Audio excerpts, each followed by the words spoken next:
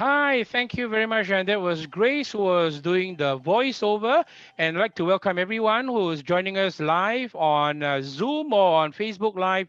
We'd like to welcome you to MPSP4. The word M in front stands for Meet PSP4. And tonight you get to meet a nice bunch of people whom I know personally and I can vouch for them. But ladies and gentlemen, we have a packed program for this evening. We have just started at about 8 p.m. and I hope you have all had your dinner. Today, we are holding it on a Wednesday. You normally hold it on a Thursday, but because of scheduling, we have to hold the MPSP4 on a Wednesday night. So you have seen most of my panelists on the screen right now, and later we'll get a chance to hear them speak. But in the meantime, I just like to highlight everyone's attention to our program happening for this evening. We have got lots of things happening, as I said, and one of them is for those of you who are joining us for the first time and you would like to post questions, you can post it live on Facebook or on Zoom webinar as well. So you can post your questions there. In the meantime, when you post your questions, do put a name so and we know where you're staying from. It could be at Mr. Teo from Tampines or Alex from Yishun, whatever. That will help us to know who you are. That will be very, very helpful. And as usual, during this program segment, we will also be asking you a poll. If time permits, we will conduct all three polls. If not, you'll be just one or two. And at the same time, there's something that many people like, which is a chance to win some really neat prizes. Okay, so really, really neat prizes as well. And maybe we can bring on the slide for the trivia question prizes so people know what they are in for if they choose to participate in the trivia questions. Can we have the picture of the prizes on screen, please? Where's my slide? If they can bring it on. If you can't, never mind. I'll just let you guys know first, as we have 5 polo t-shirts from PSP will be given out to the persons who submit the first 5 correct answers. You send by email to contact@psp.org.sg. And the next 5 prizes we have will be the 5 caps, okay? And this will be for the second trivia question. And the last prize will be the last trivia question. 2 of the Autica Otter, which is the mascot for PSP, will be given out as well as prizes for everyone. So, ladies and gentlemen, because GE is going to be just around the corner, okay? GE is just around the corner. The signs are all there. Believe me and trust me, okay? So you will be informed very soon. You even have I tried it where you put in your postal code. They tell you where is the polling station or which GRC or SMC you guys are going to be voting in. So all the things are pointing for a GE happening in the month of July, and today already less than 2 weeks away to July. So it's going to happen pretty shortly. And at the same time, because we here at PSP, we need some support from Singaporeans who are willing to support us in a financial sense. And if we can, my tech people bring on the slide, put it on screen if you can for the donation slide. If not, we can bring it on later. So if you can bring it on, if not, then we'll just let you all know where to send the money to, because running an election is a very expensive affair, folks, because yes, we have this one. It's up on the screen right now. For those of you who want to support PSP in the coming GE, but remember one thing, only Singaporeans are allowed to make a donation to any political party. So only Singaporeans. And not only that, you must be above 21 and above before you can take part and give some donations if you want to help us in our GE efforts. So we have on the screen right now, you have our DBS Bank, which is the UEN number. It is T19 SS, that's not 55, it's T19 SS 0061 EHOL, that's England, Holland, Osaka, London. And on that, you have to also give us your contact number and name. And for those that want to write a check, please write your check to Progress Singapore Party, put your name and email on the back of the check and mail it to PSP Party HQ 170 Upper Bukit Timah Road, 14-04 Bukit Timah Shopping Center, and the postal code there is 588179.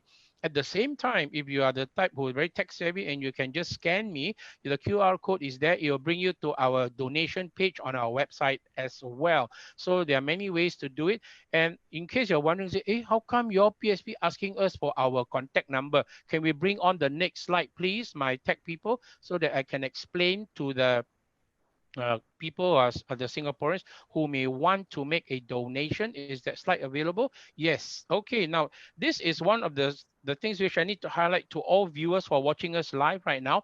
Under the Political Donations Act, PSP needs to maintain a record of all donations. The Elections Department, ELD, has informed us that this record keeping requirement, including the provision of contact number, supersedes the confidentiality provisions under the Personal Data Protection Act, which is PDPA in short. So PSP will ensure that all information provided is kept strictly confidential. Okay, so that's important, folks. The reason why is not because we want it, but because the elections department requires us to make sure that only Singaporeans can contribute to an alternative or any of the political parties that are contesting in the GE, because they do not want foreign forces or foreign people trying to influence the outcome of government in Singapore. So, okay, that's enough for the moment. It's time to start the program. And of course, we will always start the program, folks, by bringing on the Secretary General of PSP, and he is none other than Dr. Tan Cheng Bock. So welcome to the program, Doc, and say hello to Singapore. The floor is yours. Hello, everybody. Thank you very much for attending this webinar. It is a chance for you all to get to meet the PSP members. Some of them will become candidates and stand for this coming general election. It is a very unusual for me because my Meet the People session in the old days was actually meeting the people.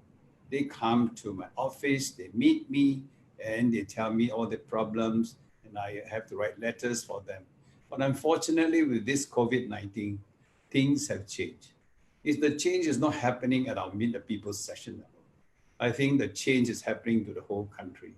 So this COVID-19 recovery is going to be a very, very important area for us to really thoroughly examine and see how we can manage ourselves in the years to come. Now tonight, as I said, you get to meet some of my members, and they are here because this is the only way where you can meet them and ask questions.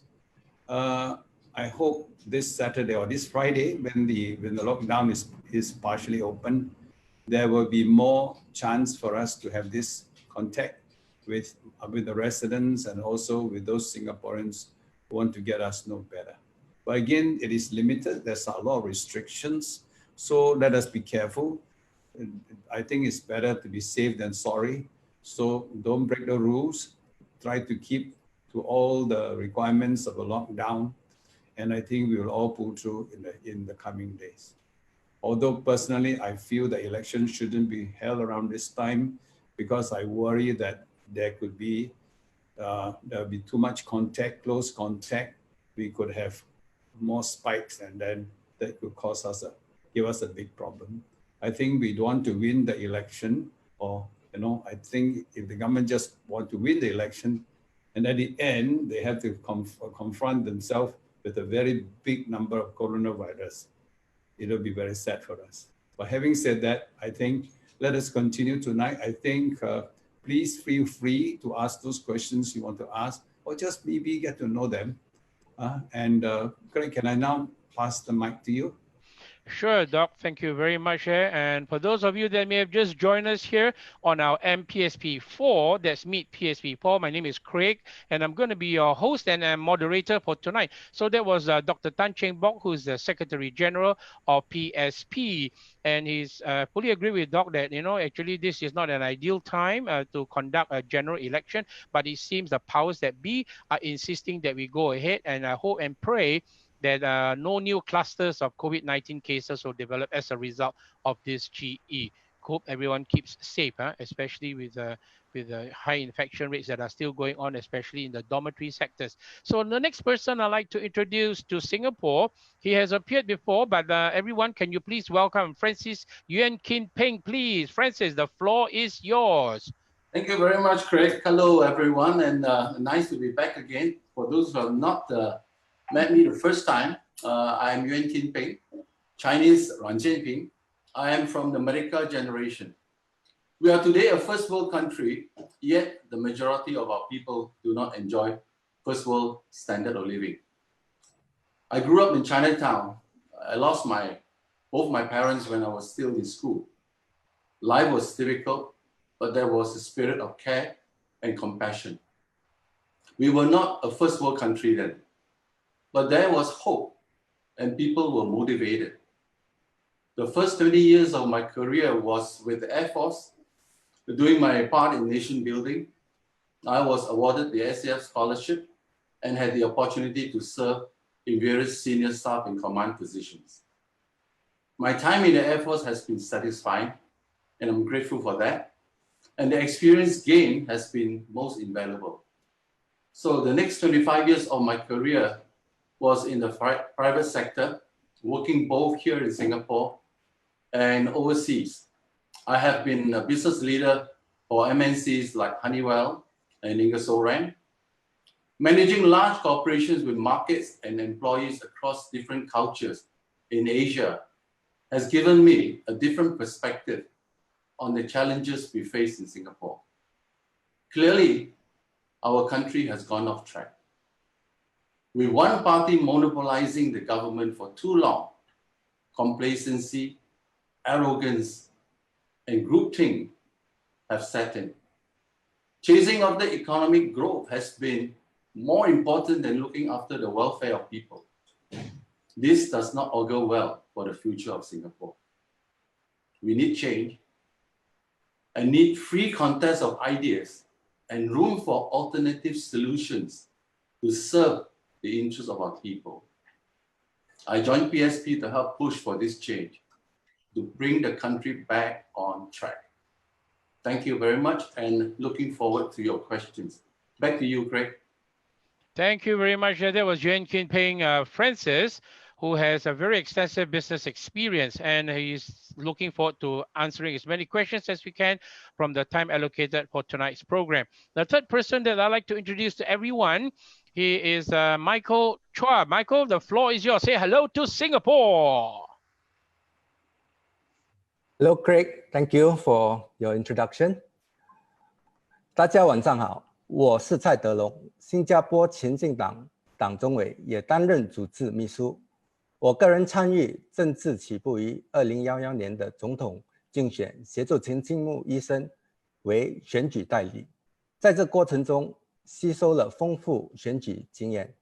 今天很荣幸有机会跟大家共享前进党对国家未来的政策想法，希望能够引起您的赞同和支持。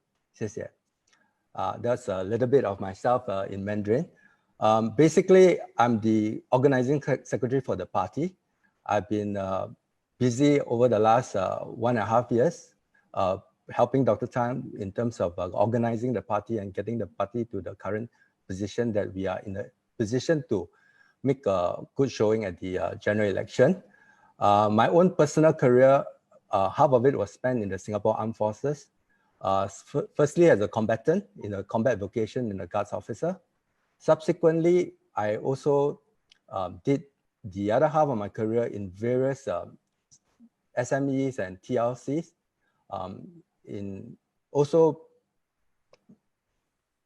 And basically, right now I'm doing a small business. But though in the recent year, like I said, I've been very busy, nearly like full-time working in the party, helping Dr. Tan and the rest of the party in terms of the preparation. The reason why I'm working so hard and spending so many hours to be here today is because I think I played a small role in persuading Dr. Tan to step forward to lead the party and to form Progress Singapore Party. And having persuaded him, and I feel that it's only my responsibility and my duty to make sure that I'm beside him to help him shoulder this burden. Thank you, Craig. Over to you. Right, thank you. Wow, Michael, so humble. You are one of the people that encouraged Dr. Tan Cheng Bock to start PSP, and for that, I salute you, sir. Okay, Dr. Tan Cheng Bock, the man who's going to change Singapore, and it will be a historic moment when we march into Parliament. Wow, that's my hope. So anyway, thank you very much there, Michael. The next person that I'd like to bring on is my friend. All of you are my friends. Is I have as Abbas. Okay, Abbas bin Kasmani. Abbas, the floor is yours. Say hello to Singapore, please. Thank you very much, Greg. Thank you, everyone. Thank you for being here. This is my not my first time on the MeetPSP live now here. This is my second time. And I feel very comfortable to be having here talking to you in front of you. I was born on Mount Faber. If you know Mount Faber, those days was actually the hill. My father was working there as a signaller, and after that he became what you call port master. And I grew up in Hague Road, which is close to Geylang. So we have the feel of the what you call the quarters where we live, and also the kampung spirit that we live together in there. In the 70s and 80s and early 90s, life was very good for me. Particularly, I saw that. And we grew up with a lot of things that we are so patriotic, and we look forward for the future of Singapore that's moving ahead. But apparently along the way, things doesn't look the way I want it to be. And that is why I joined PSP.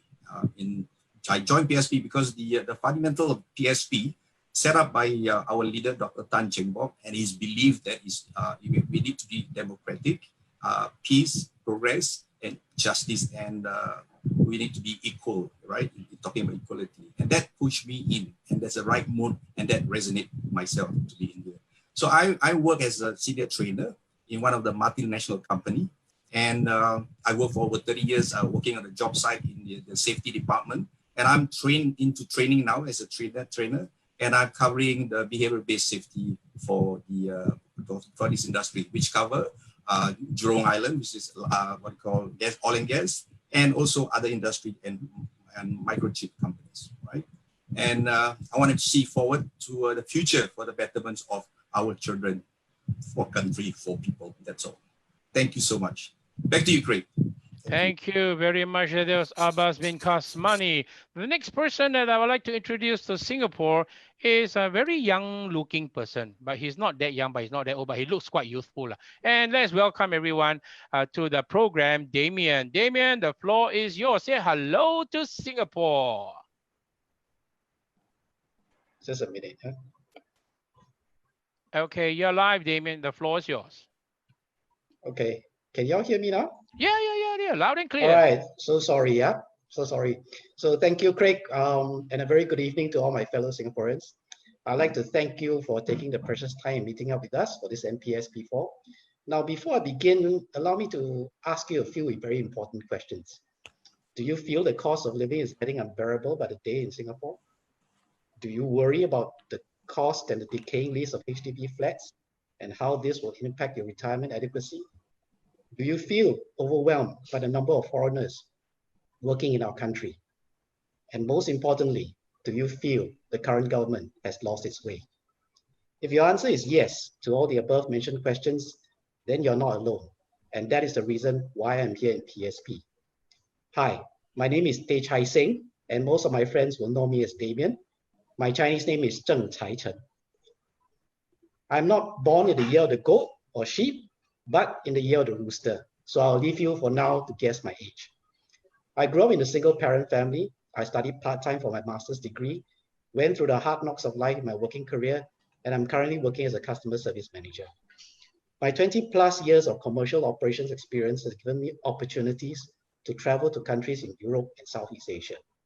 I was briefly stationed in Hong Kong for a short period of time as part of an IT ERP project implementation team.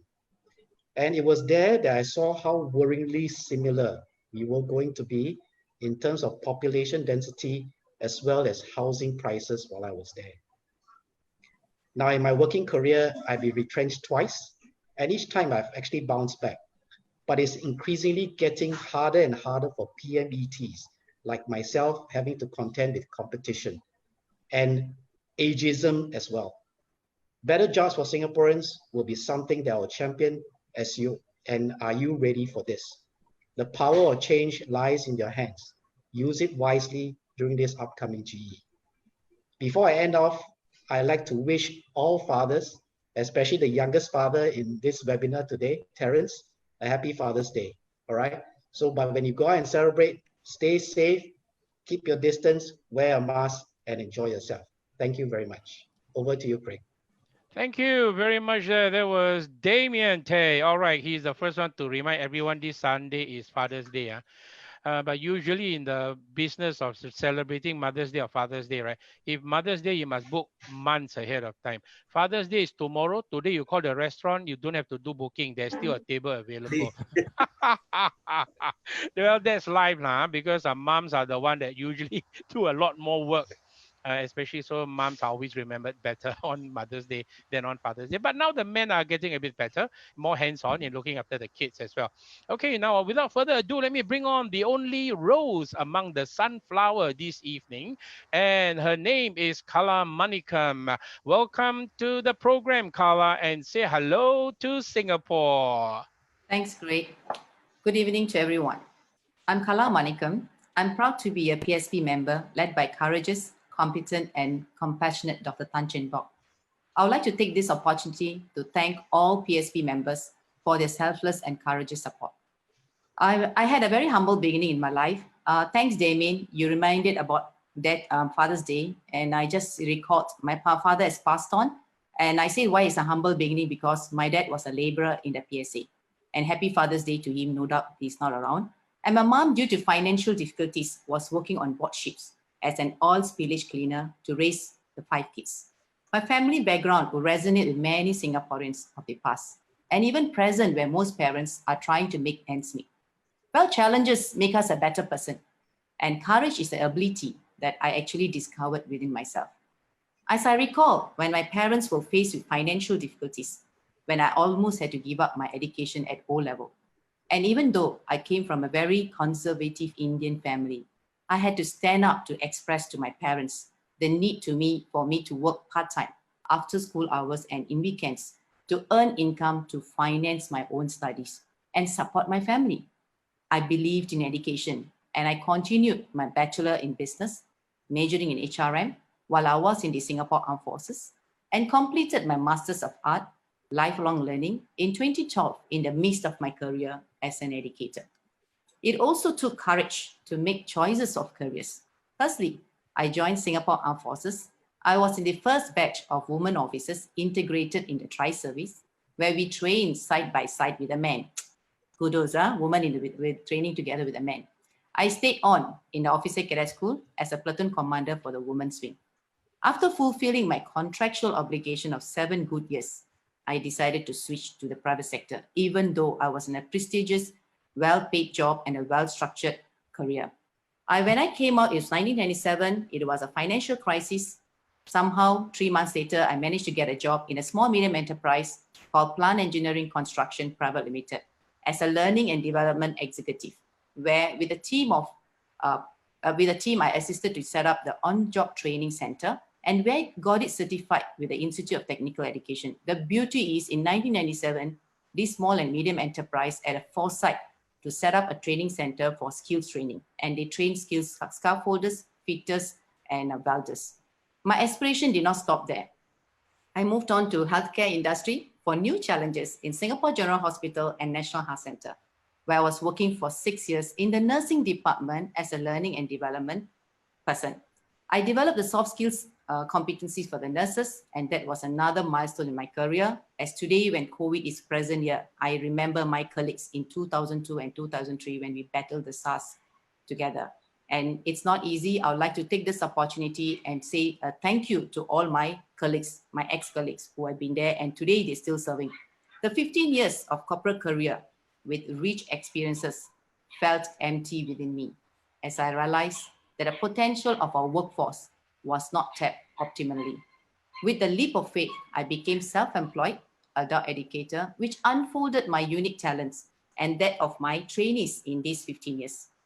I'm very concerned about my local Singapore PMETs who have lost their jobs to foreigners.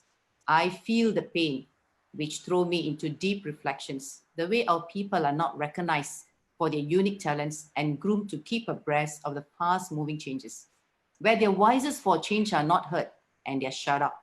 The pain and struggle of the people has inspired me courageously to step up for a change in our country.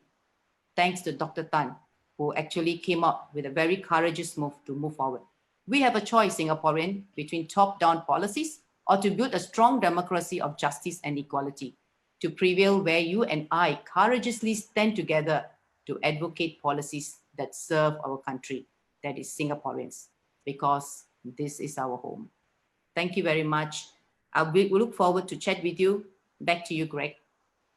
Thank you very much. There was Kala Manikam, the only rose among the sunflower here this evening.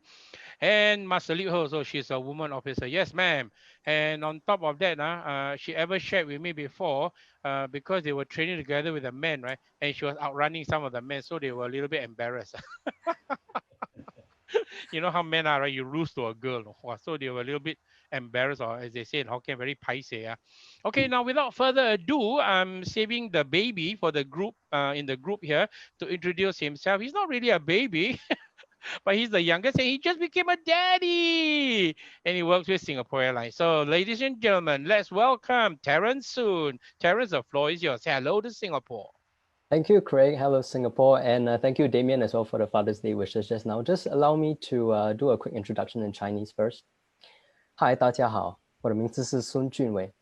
那你也可以看到，我是在这个小组里面最年轻的成员。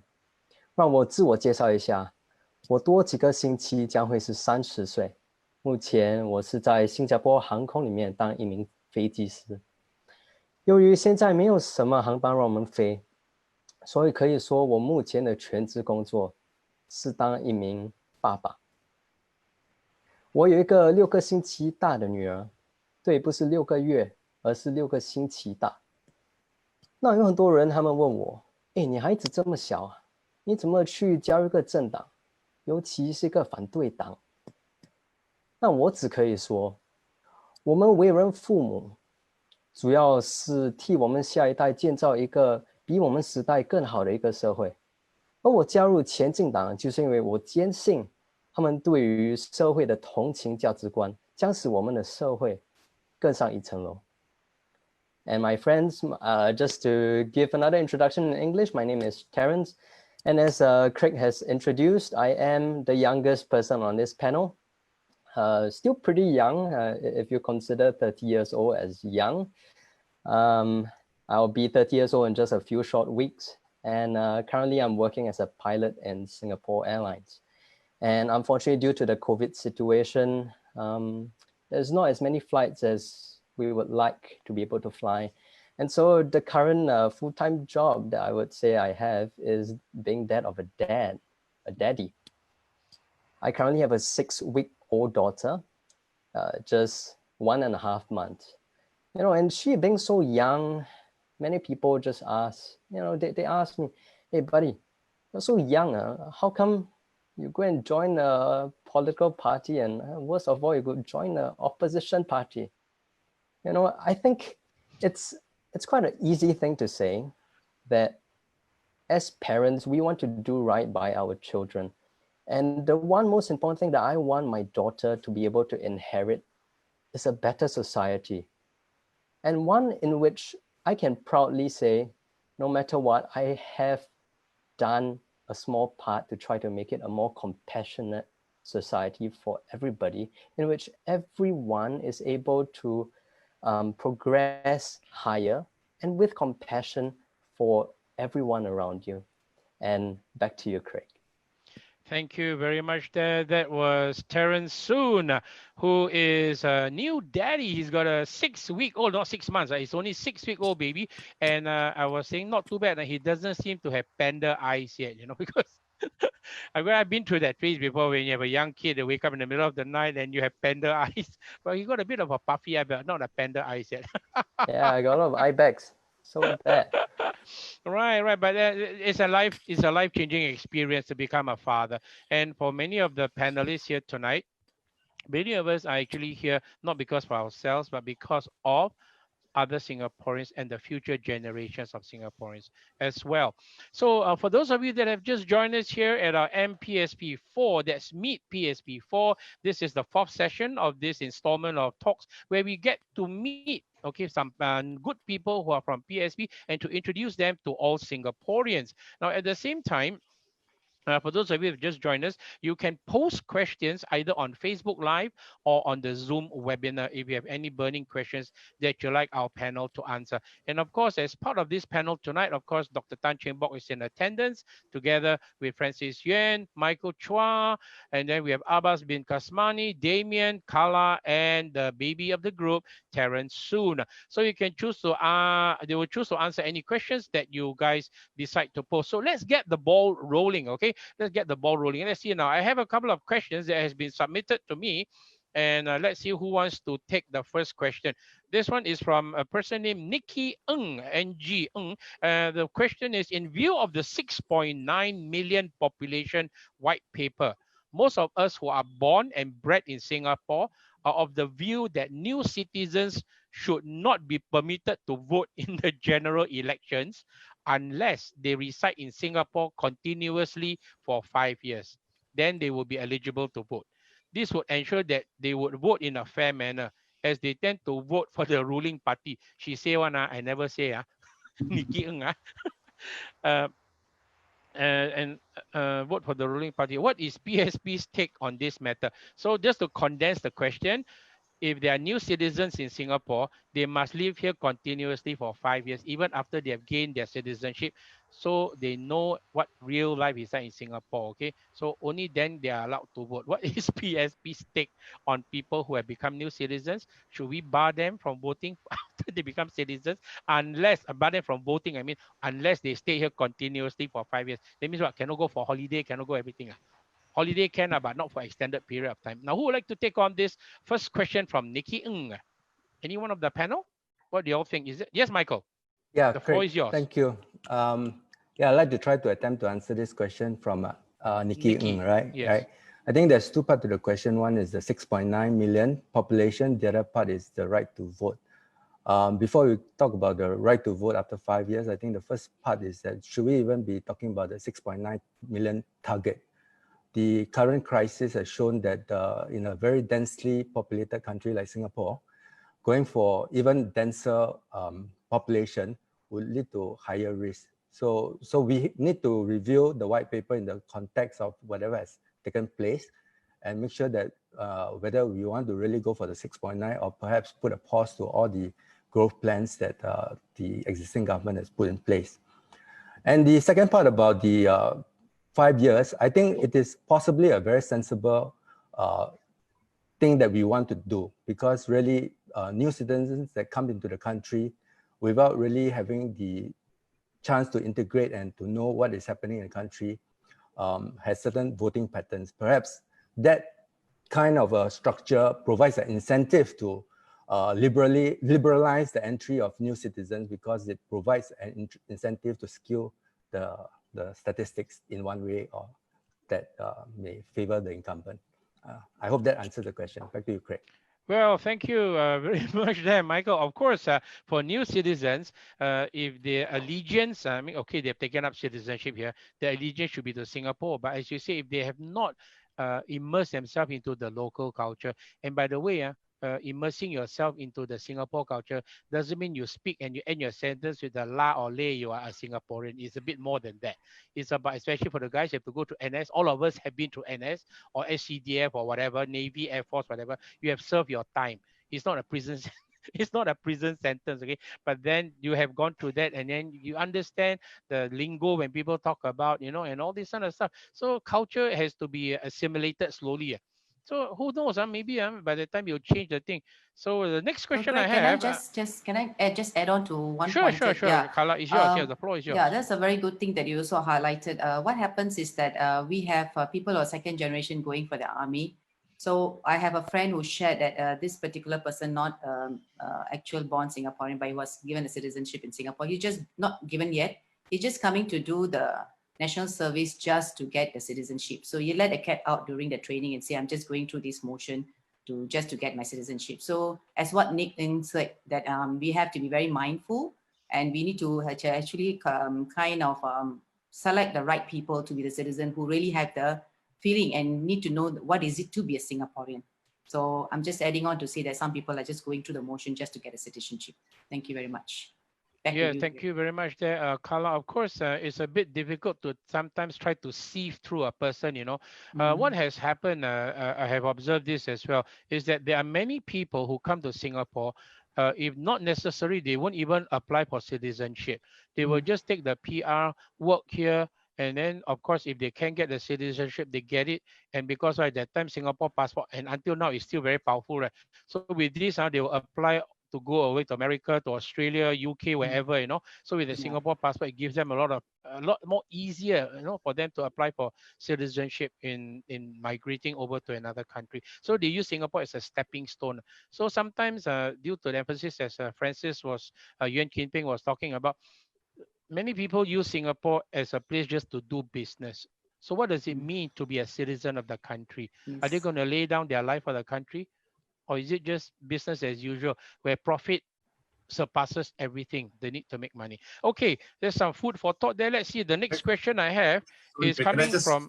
Yes? Craig, just a few seconds to add more to Sure. Yes, Abbas. I'm talking based on the experience I have with Kala. Same like Kala, we have friends who are working in Singapore. In actual fact, they became PR for the last almost 20 years or 15 years. They did not want to be what we call to be a citizen. Yeah, that's right. And I have citizens of Singapore friends who are new citizens, probably about 10 or 15 years. But apparently, they can see the difference when they became citizen in the 80s, and now they could see it. They say, hey, this is different.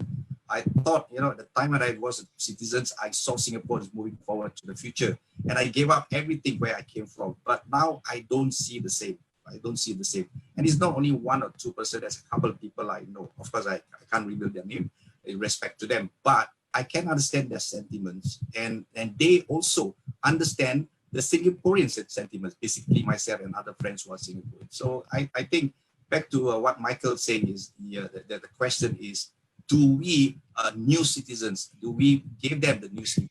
We have to look at whether they are committed. One, are they going for the national service? And because through national service, they will know what is Singapore really like, and they could be citizens after that, and they have a choice for them. Thank you. That's my take. Thank you. Okay, sure, Abbas. It's good that you guys can add on your comments or add on to the discussion that we're having right now.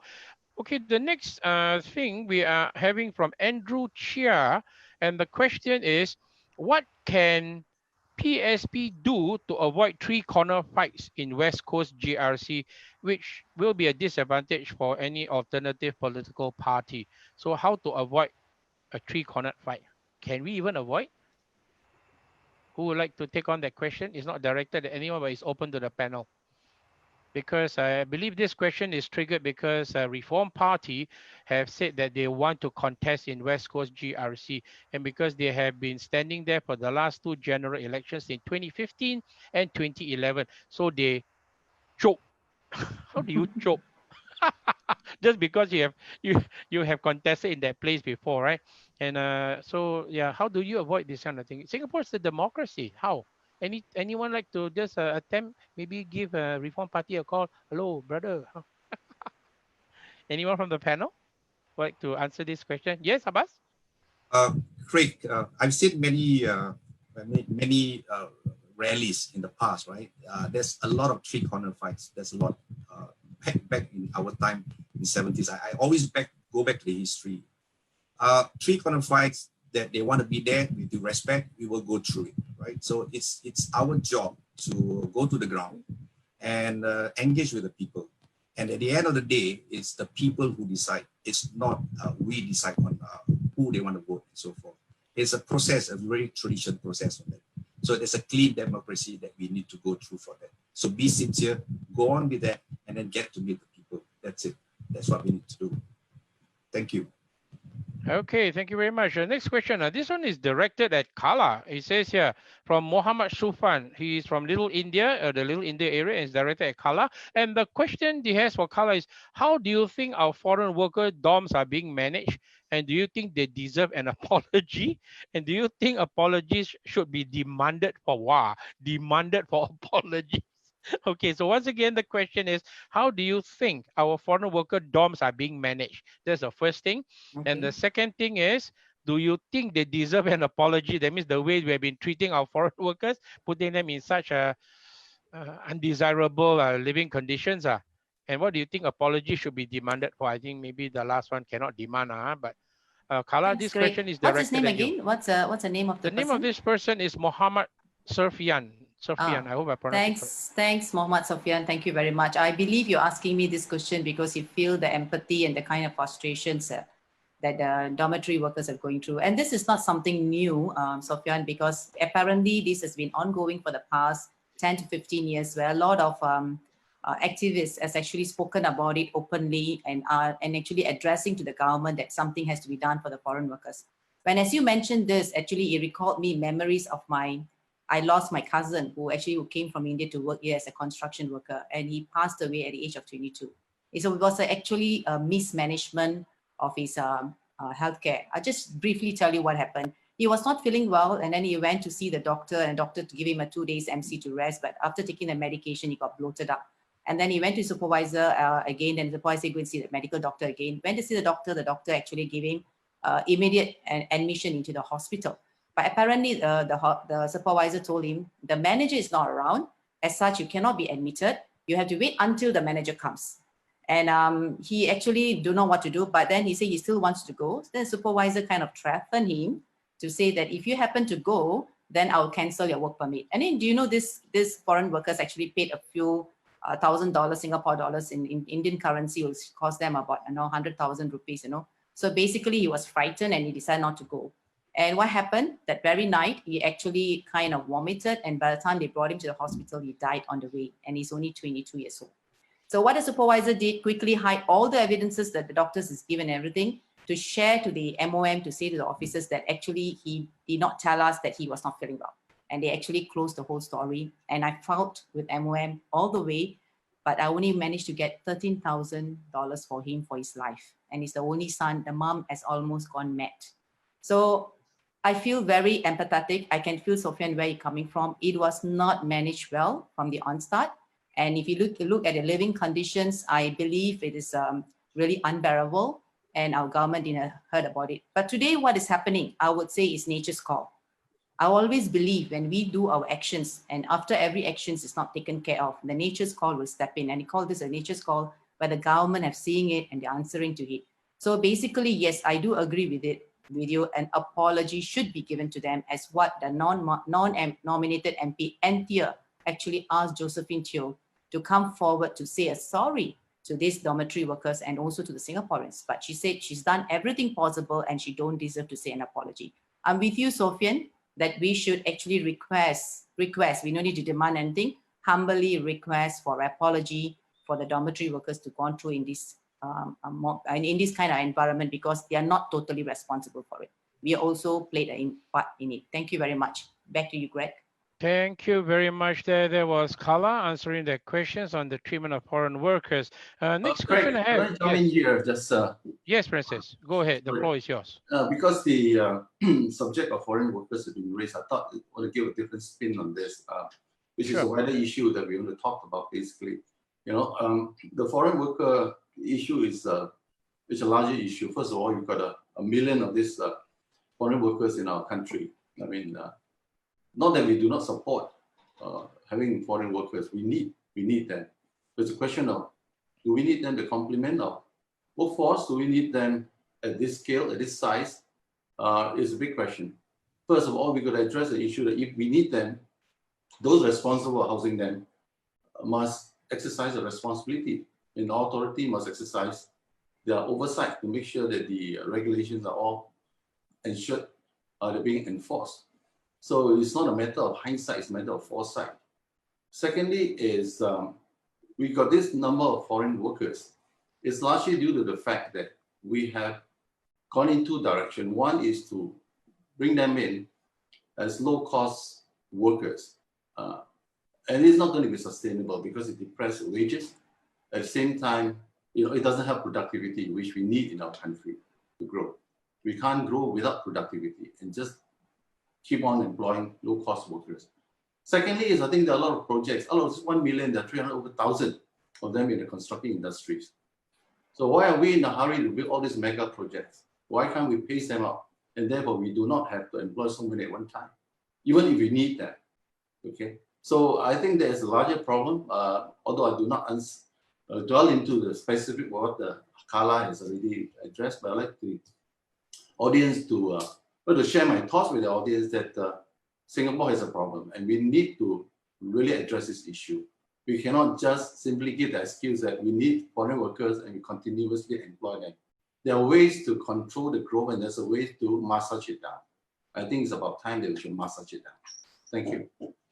Thank you very much there, Francis. And just to add on a bit to what you were saying, I remember a minister was asking, which parent want your child to grow up and be a construction worker?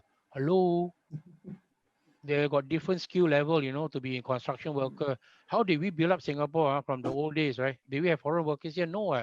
Why is it like degrading to be in the construction industry? Yeah. I don't know. So anyway, thank you for adding on. The next question I have is directed at Terence. Terence, the question that is given to you is, you said just now that you joined PSP to try to create a better future for your 6-week-old daughter, huh? Why not just join the grassroots or a charity and help from there? Terence, the floor is yours. Thank you, Craig. Okay, to answer this question, I'll just give you a bit of background. I used to be in the grassroots. A few years ago, I was a grassroots leader in the Bishan Toa Payoh GRC. And in terms of charity, that's part of the question. I also do help out in quite a number of charities, be it Soup Kitchen, the Children's Home, and so on. But through my experience, I realized one thing is that if you actually want to enact real change, not to say that as a grassroots leader, you don't enact any change, but if you want to institute any policies, if you want to institute proper legislation to not help one small group of people, not 20, 50 people, but a few 100,000, a few million people, if you want to do something for your whole country, the only way to do that is through politics. And of course, PSP being, in my opinion, the most credible party out here, I do believe that through our efforts, we can have actual proper change in the country where we can, as I mentioned just now in the introduction, we want to progress with compassion. We want to have policies that will enable people to not feel left out, be it things about income inequality and so on and so forth. So yeah, that's my answer for this, Craig. Thank you. Thank you very much. That's Terence Soon. And the question that was given to you is from, I forgot to mention, his name is John from Jurong. Okay, let's see. What is the next question I have? Or this one a little bit tricky. I don't know whether this one is from someone from Jurong West. And his name is Malim Arafat. I think how I pronounce your name correctly. Please excuse me if I didn't pronounce it correctly. Malim Arafat, and he's from Jurong West. The question that he has: will PSP legalize medical THC and medical cannabinoid? This could help to fight against cancer and boost business on selling cannabis, edible cannabis. Wow, it's like a narcotic. Singapore very sensitive, right? Will we ever have medical marijuana or recreational marijuana? This may be in the States. Even in the States, it's not every state has legalized this item. So if PSP is, will you all ever legalize all this kind of stuff in Singapore? Anyone would like to answer this question? Actually, let me answer this. Sure, Doc. You see, in the medical world of being a doctor, we do use, but it's only for medical purpose. We haven't gone into what the states and other countries legalizing it for general use. So I think the answer is at the moment no. We have to really study all the effects that was going to cause to the society, because our society, we are quite close and quite conservative, and even our use of drugs is very highly regulated. You see, here, even you want to buy antibiotics, for example, you need a doctor's prescription. But maybe if you cross the causeway somewhere, you don't. Some places, I think causeway is still need because we follow the same medical system. So for like marijuana and all this, at the moment, I don't think we are going to legislate it and allow it to be used freely. But medically, yes, they will allow it. Okay. Thank you very much, Doc. So there's something way in the future. Wow, I think those people who are into this kind of extreme stuff, it's going to be a while before it becomes legally okay to own. Because in Singapore, if you are caught with even heroin more than the weight of 3 20-cent coins, is the death sentence. For those of you who are not aware, is a serious crime in Singapore.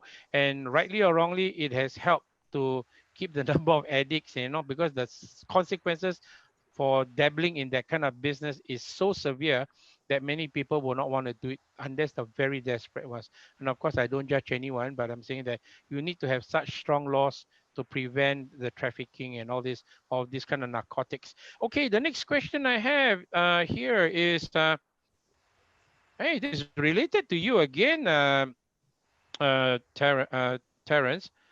Do you feel discriminated, especially in SIA, which is GLC, when you join the opposition? Have you faced any discrimination yet? Terence, Okay, the floor is thanks. yours. Yeah, thank you for the question, Craig. Yeah, it's not from me, it's from Jocelyn Lim. Okay, thank you, Jocelyn. Well, in terms of SIA, I have not come across a single person who actually discriminates me for my views. I think this is a free society. We are democracy. I've spoken to many colleagues. I would say it's quite a fair number who are a bit more leaning towards the alternative parties, and also quite a fair number who are very pro-government, and there's nothing wrong with either of them. And I mean, I do share with them sometimes about what kind of policies I think we hope to see are different, but I have not had a single person who come out and say, hey, you are not very good, you do this kind of thing in the opposition. I mean, the only one I actually had who said anything negative was actually one of my relatives, but that's besides the point. It's perfectly fine, because I think at the end of the day, we vote for the government which we want. We vote for the people who we believe can do the best job. And it doesn't matter where we are, which flag we fly. No, I mean, we fly the Singapore flag, I mean the party flag, right? So as long as we do everything according to our values, I don't see why anybody would discriminate me or any one of you for that matter. Yeah, back to you, Craig. Thank you very much there, Terence. The next one I have here is actually directed at Damien. The question is, why are there so little females? Where are the youth in PSP? Damien, the floor is yours. Oh, thank you, Craig. Anonymous, the person anonymous, doesn't want to right? give his or her name. Yep. Yeah. Okay. Anyway, Craig highlighted was the youthful one, right? But, yeah, correct. what matters? I think what matters most is we actually do have females in our party. We actually do have youth, and I think we just showed as a representation in this webinar itself. It's only that I think when the time comes, these people will come to the forefront for sure. So, but we have to lead the way. So once we lead the way, everything will just fall into place. So that's the part you don't have to worry. The minute when we lead the way, we set the path right, we go into parliament, you can be very sure that people will come. Thank you. Okay, thank you very much there. Yes, Craig, PS... can I just add on what Damien has said? Sure. Yes, the floor is yours. See, in the party, I mean, I'm in charge of the OIC for orientation trainings, and I and the second person will be attending to all the new members. And I've seen a lot of youth members attending our classes, right? And Damien is right. They want to know more about us, especially in comparing other opposition party. And after attending the class, they do feel they feel good about what we're gonna do. But when I ask them, would you like to come forward? And they says, look, we don't have experience, so we need to learn with people like our leader, Dr. Tan Cheng Bo, and other senior members. And from there, they will say, we will go forward from there. So there is a sign that the youth want to be in with our party, PSP, and in wanting to go forward for the future of the Singapore. So there is our youth from in our party. Thank you. Thank you very much there, Abbas. Yes, he's the person who's in charge of new members and doing orientation and so on and so forth. And just for those of you who may not know, that PSP is the new kid on the block because we have just been around for slightly over a year. And we also one of the largest, if not the largest, alternative political party in Singapore, numbering over 1,000 members. Okay, so we have lots of people, and as Damien has said, maybe they are not showing their face yet. And the youth in Singapore, especially many people say the youth in Singapore are very politically apathetic. They both have one. They just want to get on with their life, enjoy life. Politics doesn't resonate with them. But I beg to differ. I've spoken to quite a few, and they are becoming interested. So the next question I have is this one is directed at is from Ong Zhizong. It's directed at Francis. And the question is, what's the PSP take on CECA? And what or how is PSP going to balance the imbalance of CECA, which is CECA? Francis, the floor is yours. Okay, thank you very much for the question. Actually, this has been a hot subject in many different forums, basically. We should first of all look at the fundamental objective of CECA. The idea actually is to allow Singapore companies to go and invest in India and vice versa, Indian companies invest here. As a result of which, we also allow them to bring the talent across here and vice versa. And we have mentioned it before. We need to see the balance sheet of CECA. How many companies here in Singapore actually do benefit from the investment over in India to warrant for the exchange of the flow of talent over this side. I can offhand say I don't think there's the same number of Singaporeans going to India to work versus the number of Indians coming to Singapore to work. Secondly, also the quality of the talent coming across. We are not xenophobic. We actually need talent, but this must be talent to supplement, complement the work of our people. Our talent must have the first priority to job. And then if we have not enough such talent, then we bring them, unless these talents are not available in Singapore. So if CECA brings in talent that are already available in Singapore and are displacing Singaporeans' job, and it ought to, and plus the fact that we are not getting the equal share of people going across there, whether able or willing, then we have a serious problem. We have to totally review it. So we don't want to be judgmental at this point in time, but first of all, I think we need to know the facts and the figures, which I don't think at the moment is fully published. But at the end of the day, the bottom line is that we have to be fair to Singaporeans. We can't sign an equal deals that disadvantage our people, disadvantage our businesses as well in terms of investment, because I've heard of stories that we really couldn't get a foothold or the door open in India for some of the key companies that we wanted to invest in. And those left for us to invest in, we are not interested anyway. So, I mean, to keep it short, that we need to review it. And I think at the moment, the indications are very clear. There is an unequal agreement, and it actually hurts Singapore. It hurts Singapore and the jobs. Thank you. Thank you very much there, Francis. And this is just something that I've even read up myself. The figures, I don't have the actual down to the actual figures, but I was quite shocked to see that in the past, it used to be a lot of foreign workers who were in the construction business, numbering 300,000 or slightly more than that. And then you have the next category, which is the S-Pass. And I saw the latest figure, I was quite shocked actually. The number of E-Pass, employment pass, is almost as high as the S-Pass. And that is why, as Damien was mentioning, a lot of our local PMETs are losing their jobs to all these people who are coming in. Of course, as Francis just mentioned, we are welcoming of foreign talent, but not foreign talent that displaces our own Singaporeans, and through the HR practices that are sometimes a bit biased. So someone ever suggested that maybe the HR managers across all must be Singaporeans. Cannot be a foreigner being a HR, because they might have a slant or bias to employ their own friends or citizens from their own countries. Okay, so that's my little take on that. Let me bring on the next question. The next question I have in my hand here, it is directed at Michael Chua from a person named Alex Young. The question is, please, it is about our public transport. Since it is a public service to everyone, government shouldn't be thinking of making a profit. if China is able to provide free bus rides to their senior citizens, I would like to know if PSP is able to push for free bus rides for Pioneer and Merdeka generation, please. So, Michael, do you need me to repeat the question or have you got it? I think I got it. Thank you, Okay, Alex good, Michael. Young, The floor is yours. for I think if Michael can do that, he will be the future Minister of Transport.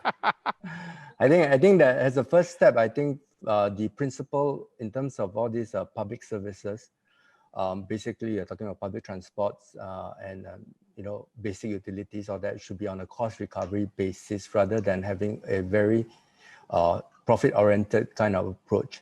Because once you put profit into it, then obviously you know, other considerations will come in, right? So as a first cut, then the second step in terms of trying to optimize the policy to allow the seniors and all that, these are policies that we would want to look into, because basically all these are cost of living issue, right? And the sad thing about Singaporeans is that actually a lot of our elderly do not have sufficient income, right? Their CPF, for whatever reason, or actually more like because of government policy, has not built up to at the rate that's sufficient for them to sustain their livelihood and their well-being. So therefore, policies like, you know, being able to provide free transport services, especially for the elderly, would be welcome to all these senior residents that we have in Singapore.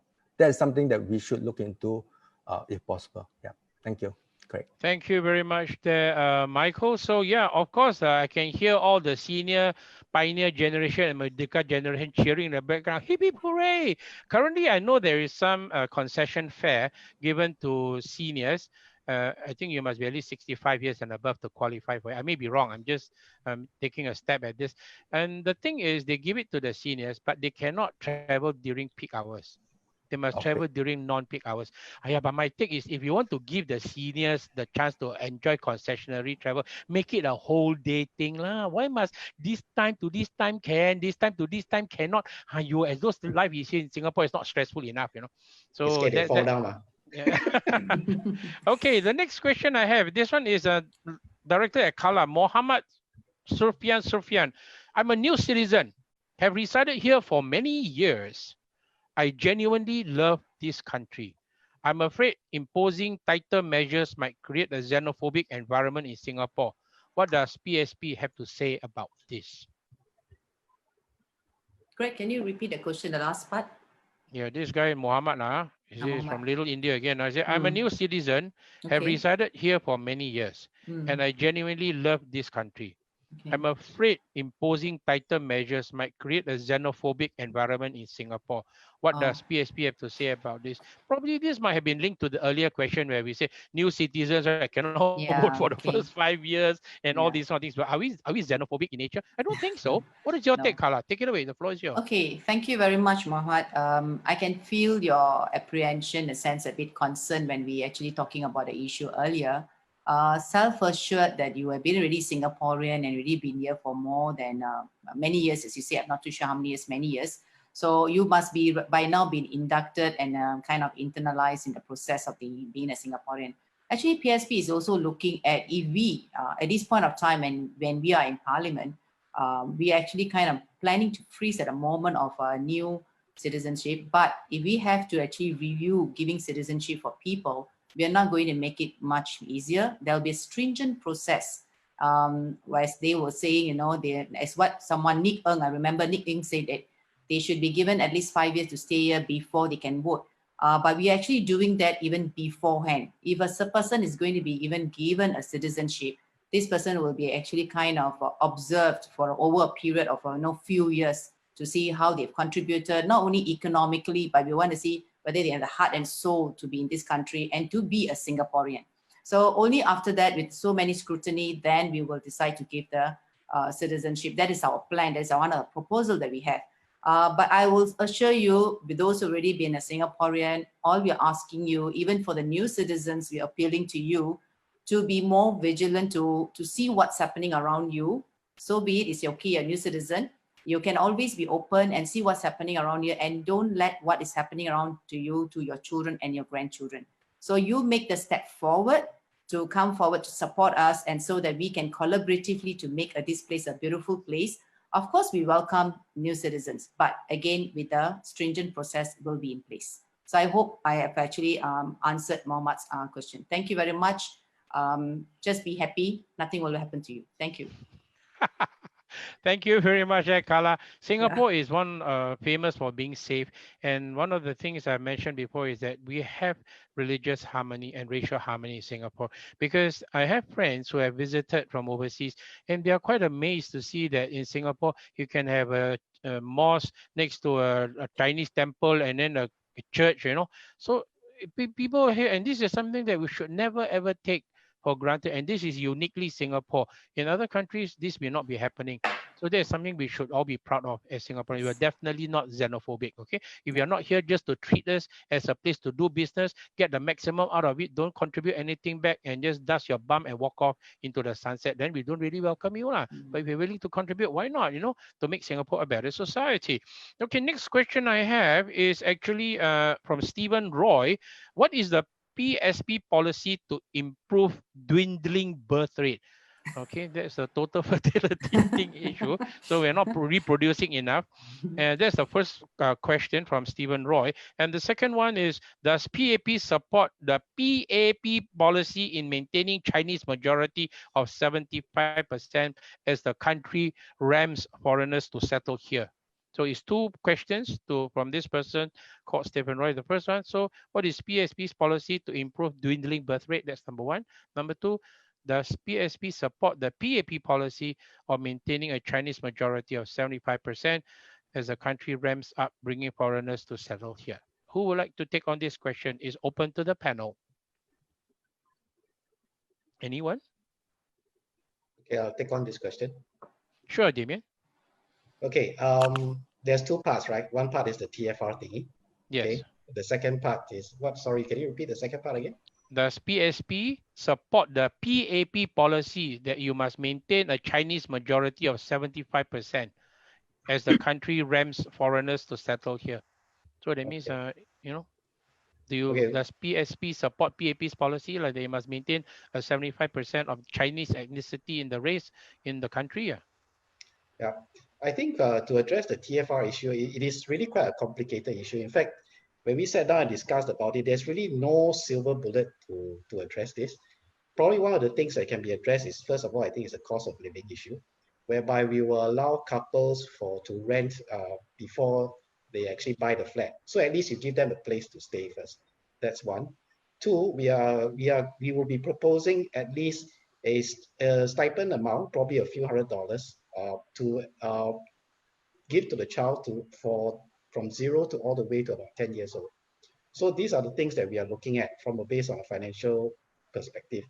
At least that should help allay some of the immediate concerns, like for housing and the cost of bringing up a child. These are the two things that we will think about and propose to the government if we go into parliament. Okay. Now the second issue with regards to whether we agree to the PAP policy, all I can say is this: there is no Chinese Singaporean, there's no Malay Singaporean, there's no Indian Singaporean, there's no other Singaporeans. We are all Singaporeans. That is the bottom line. Thank you. Power lah. So we should remove that from our IC. Do our IC still state our race, by the way? Yes. It still states. Yes, it is. Okay, maybe it's time to remove this very old-fashioned saying whether your race is important. Actually, I read somewhere that this was invented by the British to segregate the people, so it's easier to control them lah. Yes. So actually, when we cut ourselves, we all bleed red, right? We don't bleed purple or green or blue. We all bleed red. So we are all the same. Unless you're all aliens. Okay, the next question. Can I just add on to sure, what yes, the Damien floor just is said? yours. Yes, sure. We're talking about we all want Singaporean, right? If you realize that we have self-help groups, Mendaki, Senda, CDAC, and also the Eurasian one. I'm just puzzled why we actually divided them when we all are Singaporeans. And it would be good if you can actually bring them together as one, and we can actually pool the resources together as one Singaporean, and we can actually cross-function the whole process of giving the best for the students who are actually coming from the disadvantaged family. And the other thing is also when these kids come together, they don't feel stereotyped, that feeling with, in the Mendaki alone, oh, I think the Malays are not doing well, the Indians are not doing well, especially when the results come out for national exam, they will actually give the breakdown, what is the Indian statistics and then what is the Chinese and the Malay. But I feel this is actually stereotyping and labeling them, which is not very healthy and will affect the community as a whole and thinking that, oh, this particular community is not doing very well. But we notice for COVID, current COVID, they never specify whether Indian, Chinese, Malay, So at one moment, they are actually very united. They say, no, we cannot segregate because we're Singaporean. Another portion over there, they're segregating and say that we need to segregate. So I think there must be consistency in what we're doing. And we are Singaporeans, regardless of race, language, or religion. And this has to be brought forward as what Damien said. And we are here together in this together. So I hope we can move forward to have consistency in the way we are messaging to the Singaporeans. Thank you very much, Greg. Thank you there, Carla, for adding on to Craig, what Damien. Yes. I want to add to Carla saying about the Mendaki Sinda. Carla, yes, I totally agree with you. We're going to get rid of all that. Just one stop. And even we have all those institutions, right? So a lot of minority are not given a better chance to get the help they wanted. A lot of them are struggling to get the help because there's a lot of policies they have to go through. Some of my friends that they want to get something, they say, oh, you got to follow that policies and that policy. People on the ground, they don't understand policies at all. They don't want to waste time. They just want to know, can you give it to me? I want this. What else can you? You cannot. I want to see your boss. And you look back in the 80s, and Dr. Tan, you will remember that all the government agencies are so courtesy. You talk to them, yes, yes. You can speak to your manager, yes, just a moment. So the manager will come and you talk to them. So somehow rather you get or you don't get, but they really do something about it. But now you talk to any one of them, you say, this is this policy. Oh, you have to follow that policy. You come back again. And they come back. They got fed up. When they got fed up, they don't want to come back again. So can you say we have a lot of people already, but you did not reach out there for that people there. So we in PSP, and I believe based on the progress with compassion, we want to do that. We have to work very hard on the ground to find out who needs this, right, Kala? So in Kala, in the case of the Indian self-help, and I don't think they really self-help or what, they help themselves. So you know what I mean. Thank you, Kala. Thank you, Abbas. That's right. So why is everything dependent on race? And especially for those people who need help, right? Sometimes there are all these self-help groups or whatever, but the process of getting it can be very onerous. And most of these people may not know what is the way to go and get the help that they require. And I have heard of stories whereby when they try to go and get help, they have, like they're made to feel very small. That you're trying to take advantage of the system, that kind of thing. I mean, why do you have to knock them down further, because they're already in that vulnerable position, and it's not the right thing to do. And just to pick up on what Abbas said about people were more courteous back in the 80s because the stress level in the 80s is not as high as it is now, is it?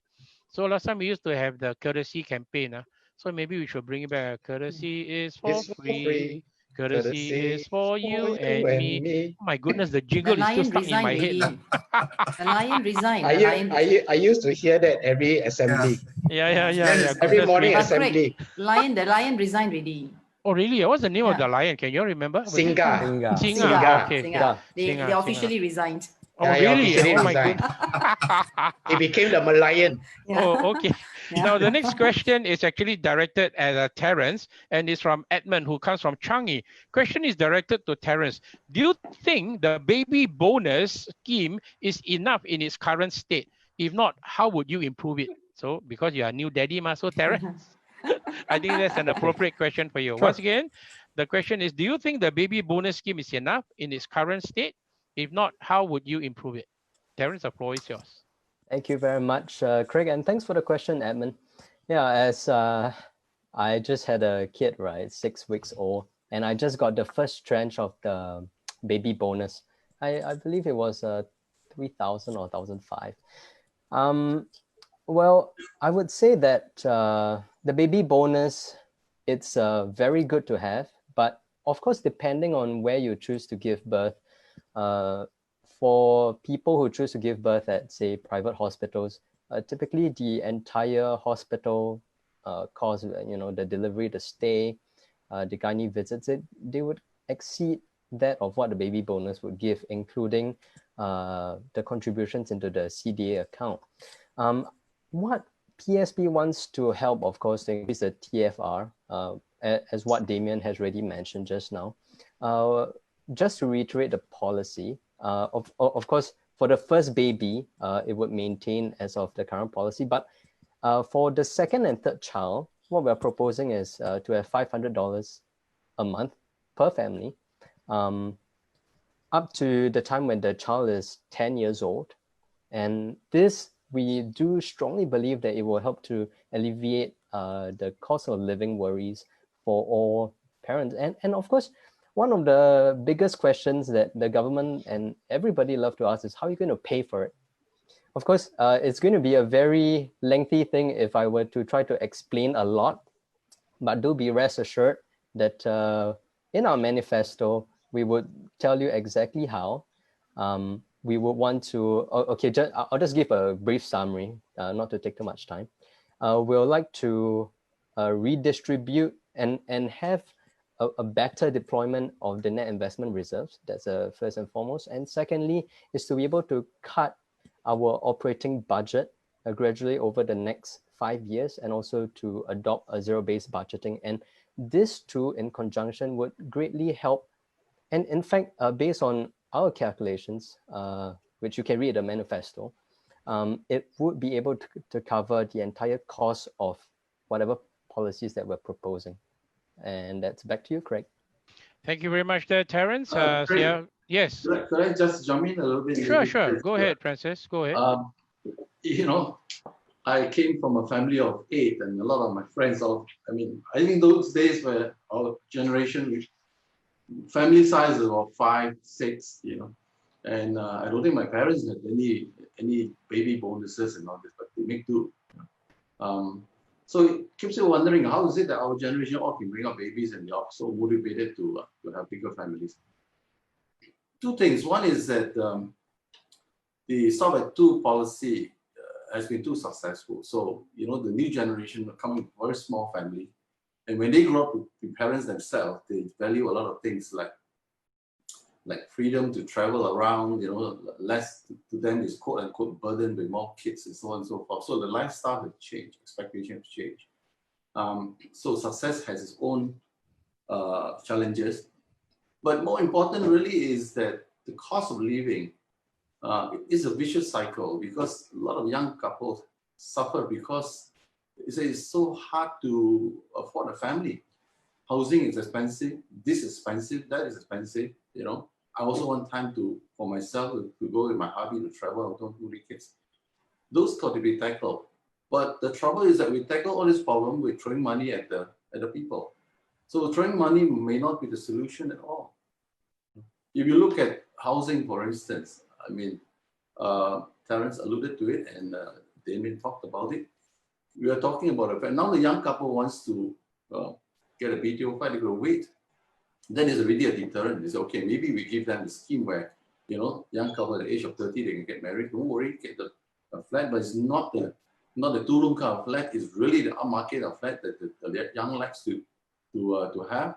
Go in there, pay a low rent, and after 5 years or so, maybe, the rental that you pay for can go towards paying a portion of it. You could still got to pay for the rent for the last few years. A portion of it can go to offset your initial payment, and then you own it if you want to. You do not want to, you carry on renting the flat. That will free up hopefully money in your CPF to do other things. But at the same time, things like healthcare, it also been going up, and taxes levy all been going up. So how would you expect a young couple to not be worried about the fact that I might be able to afford all this for a start and still have a family and kids? This has to be tackled, and these are policies issue, and this is a policy that is not on its own. There are other policies that is affecting this whole area of TFR, and we got to really think through carefully and have more robust policies to tackle that. I think the tendency now is always patchwork. You got a problem here, pay a bit of a bonus or rebates or vouchers or incentive. It's not a long-term solution. It's not sustainable because the problem is not there. The problem is somewhere else. Thank you. Thank you very much there, Francis. Okay, next question. After this, we're going to do the first poll after this next question, and then also give out the trivia question. Okay, I think many people are waiting and they want to lay their hands on the polo t-shirts that are from PSP. So this next question is actually, does PSP agree with the minimum sum scheme from CPF, or do you all have alternative policies on it? This is from Kenneth Walter de Souza and is directed at Abbas. Abbas, would you like to answer this? Does PSP agree with the minimum sum scheme from CPF, or do you all have alternative policies on it? Abbas, the floor is yours. I think we don't agree with the minimum because you see the Merdeka generation, the pioneer generations, they look forward for the CPF. They work so hard on that. So they still believe is their part of the savings had been promised before. So so I think even though some of them do not meet the minimum sum, at least we could give them what we call a good consolations of amount of money they can be rewarded that they want that amount. So probably we're looking like 50,000 or even 80,000. But even if you don't have the minimum requirement, what we call balance of it, it's okay. We give it to them. How are we gonna get back in all that? Now, on the other hand, you talk about the CPF that was kept inside there. What was it used for? I don't know. What is it used for? We, for our retirement and so forth. So it's a very simple agreement whether we want to give or we don't want to give. And I think we give to the citizens. Thank you. Thank you very much, Abbas. Okay, so guys, you all have a break for a while I engage our viewers on the Zoom webinar and on Facebook Live. This is Craig coming to you live. Can we have the first poll coming up? And that will be followed by the first trivia question where we stand to win some really neat prizes from the good people of PSP. Can my tech people bring on the question? First one, most Singaporeans have less than 6 months savings to see them through any economic hardship. Do you agree, somewhat disagree, or totally disagree? So please take it. Do the questions there. The second question we have, the government increases transport fares when oil prices go up, but rarely do they bring transport fares down when oil prices dip. Do you agree? Somewhat agree, somewhat disagree, or totally disagree? So very quick there, only 2 questions. Join us in the poll. All right, folks, let's bring up again the prizes. If you have taken, it's very quick to answer the question. Can we bring on the prizes, please? For the first trivia question, can we just flash the prizes first, please? Aha, here we are, the trivia time prizes. The first one we're going to give away will be 5 polo t-shirts, okay? 5 of our PSP polo t-shirts, and you will send your answers in by email. And can we bring up the first trivia question, please? Thank you very much. Let my tech people support me by bringing on the first trivia question. And the first trivia question that is coming up will be, it is taking its time to come on the screen. As with tech thing, sometimes it happens. Come on, we are waiting. Where is the first question coming up? Oops, it's not coming up yet. I'm back on screen again. ¿Qué pasa? Now, oh, that was the survey. Okay, we get okay. We are getting the host to share. Okay, we're sharing the response from Singapore. Most Singaporeans have less than 6 months savings to see them through any economic hardship. Wow, very high, 66% agree, and 18% somewhat agree. One who disagrees is only 7%, so it's almost like 80% agree that many Singaporeans, so especially with the COVID happening right now, it is really quite tough for many people to cope with the thing. And the next question on the poll that we have just conducted, the government increases transport fares when oil prices go up, but rarely do they bring transport fares down when oil prices dip. Wow, this one no need to ask. It's 86% in the poll. Many people fully agree. So okay, PSP will know how to handle these kind of things. Are we able to bring on the trivia question at the moment? Are we bringing that up? I hope we can bring it on. We seem to be having some trouble loading on the first question. Never mind. We seem to be having some technical difficulties in that area. Okay, then in that case, until they are able to bring it on, then I will go on to the next question. The next question is a tough question. And this one is from, it's come on. Sorry. Took a bit of time there, but the first trivia question is up. Fill in the blanks. Only Singapore citizens age what and above can make a donation to PSP for GE 2020. So the Singaporean, you must be Singaporean to be able to make a donation to any political party, and you must be of what age? The answer is when you get your key. That's a very good clue. When you get your key, at what age? So everyone should know, and you send your answers to contact@psp.org.sg. Okay, so that was the first one. And for those of you who wants to make a donation, or for that matter, let me just highlight to all our viewers here.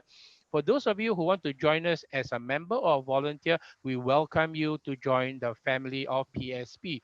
And also with the GE just around the corner, it's very important. We need many volunteers to be our polling agents and our counting agents. And remember, folks, you do not have to join PSP as a member. You can just be a volunteer and you can help us to be our polling and counting agents to make sure that everything is done and above board. So once again, you do not need to join PSP as a member to become a polling agent or counting agent for the coming GE. We will flash that information later on in the screen and towards the end of tonight's program.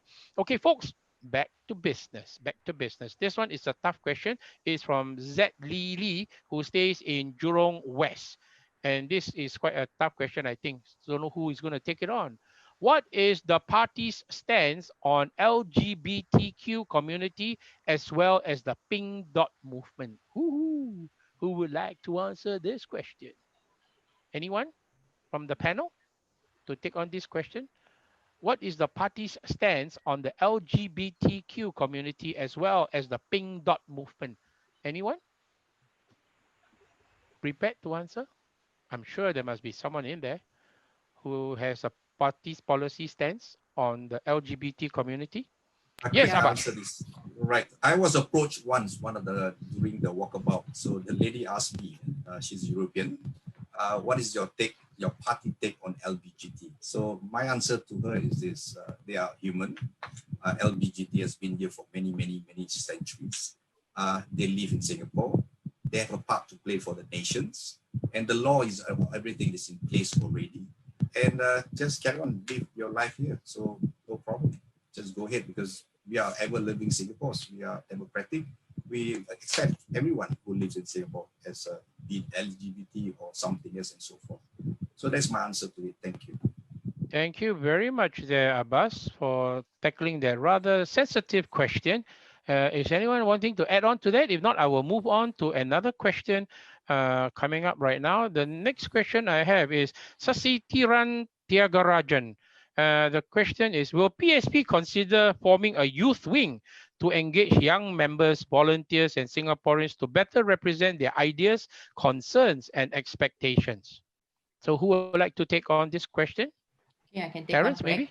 Or Kala? Yeah, sure, go ahead. It's okay, you can give it to Terence. No, it's okay. Terence? Okay. Terence, would like to take on? Me? Okay, sure, yeah. I'll answer. Thank you. Of course, the youth voice is something very important and something that PSP takes very, very seriously. Right now, we do have many youths in the party, even though you don't see overly many on the PSP. Unfortunately, we only have that many sessions and we have a lot of other youths. So, but regarding the policy about youth wing, forming one, the party stand is that we would be creating an official youth wing after the general elections. Unfortunately, because we are still very new, there's a lot of things going on, as you can imagine, right? Ramping up to the general elections. So we'll only be starting one after the GE. However, right now, there's already a number of youths already leading a good number of initiatives in all kinds of stuff. So be it blood donation, raising funds for people. So all these are already in play. But if you want to join the youth wing, Miss City, I highly recommend you just join PSP now. And after the GE, you are more than welcome to be part of the youth wing. Yeah, and that's back to you, Craig. Thank you very much. Greg, There was can I a just question. add on? Yeah, sure. Kala, Okay, the I floor is think yours. yes, what I just add on to what Terence said. Actually, we are in our party stand is actually going forward to reduce the voting age to 18. So this is one of the ways to attract more youth to be involved into the politics that that matters in Singapore. Why we actually going to that direction to lower the voting rates to 18 years old, because we believe that now the youngsters of today are more matured in their thinking process. And second thing is also we want them to get involved, taking some personal responsibility and ownership in the issues in the country that's happening. So with that move, I believe that the youth of many youth will continue to join us because there's some kind of engagement, and they feel because at 18 years old they go to the national service.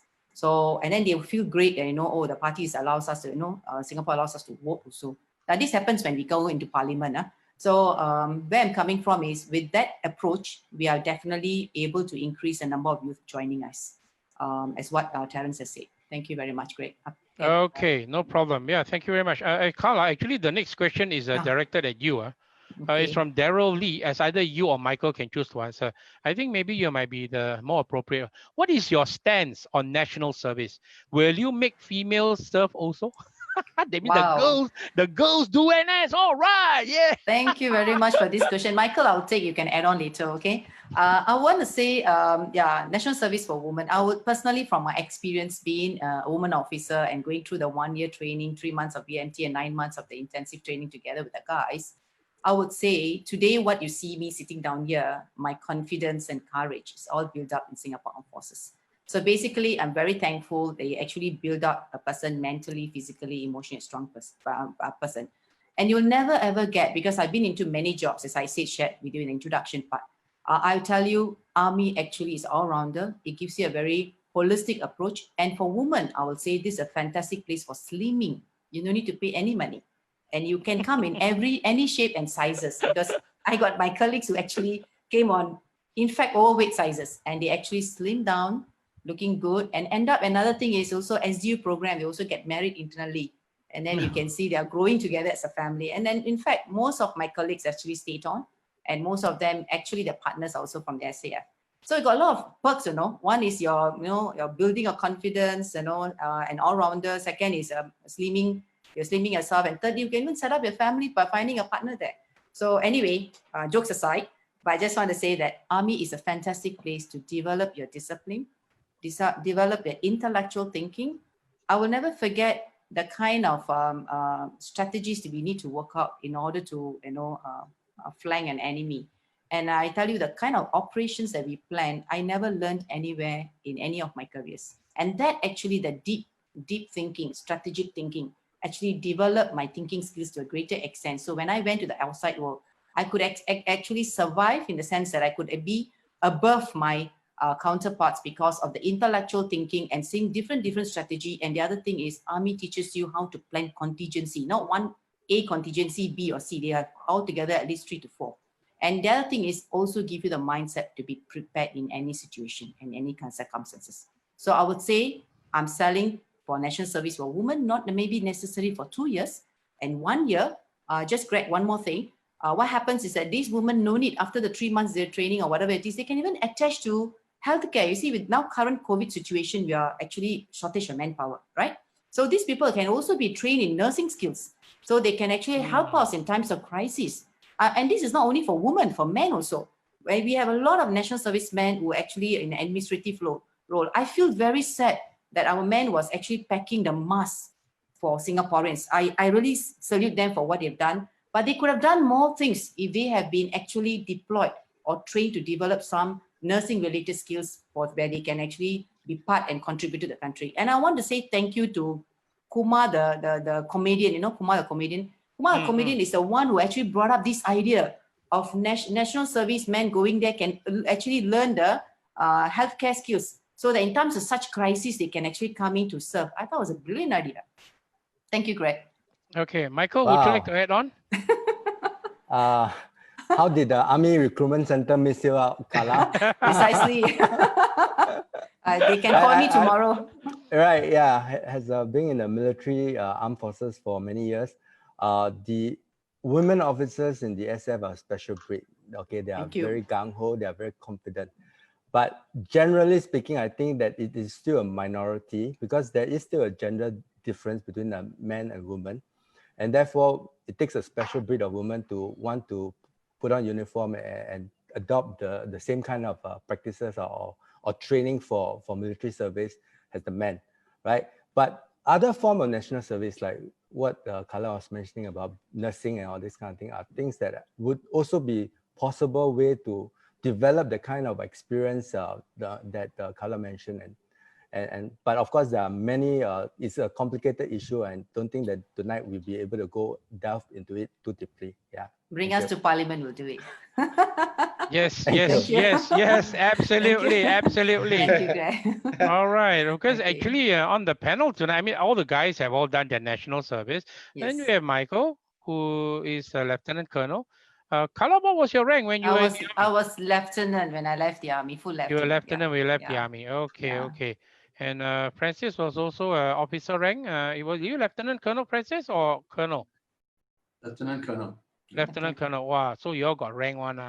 Then we all the other rank can be bullied by you, ordered by you. Greg, you know what's my what's your rank? Yes, please tell us all. We are dying to know.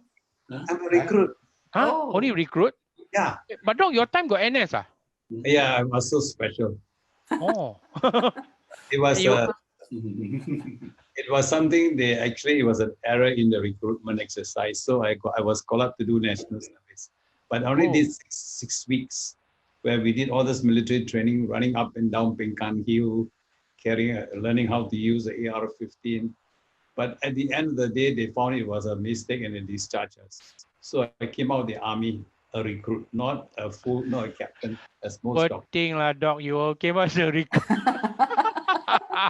Very unique, you know. I think you're the only one who graduated as a recruit from your national service stint. Right, that's why he's a very humble man. Yes. Now his rank is the highest, Secretary General. Yeah.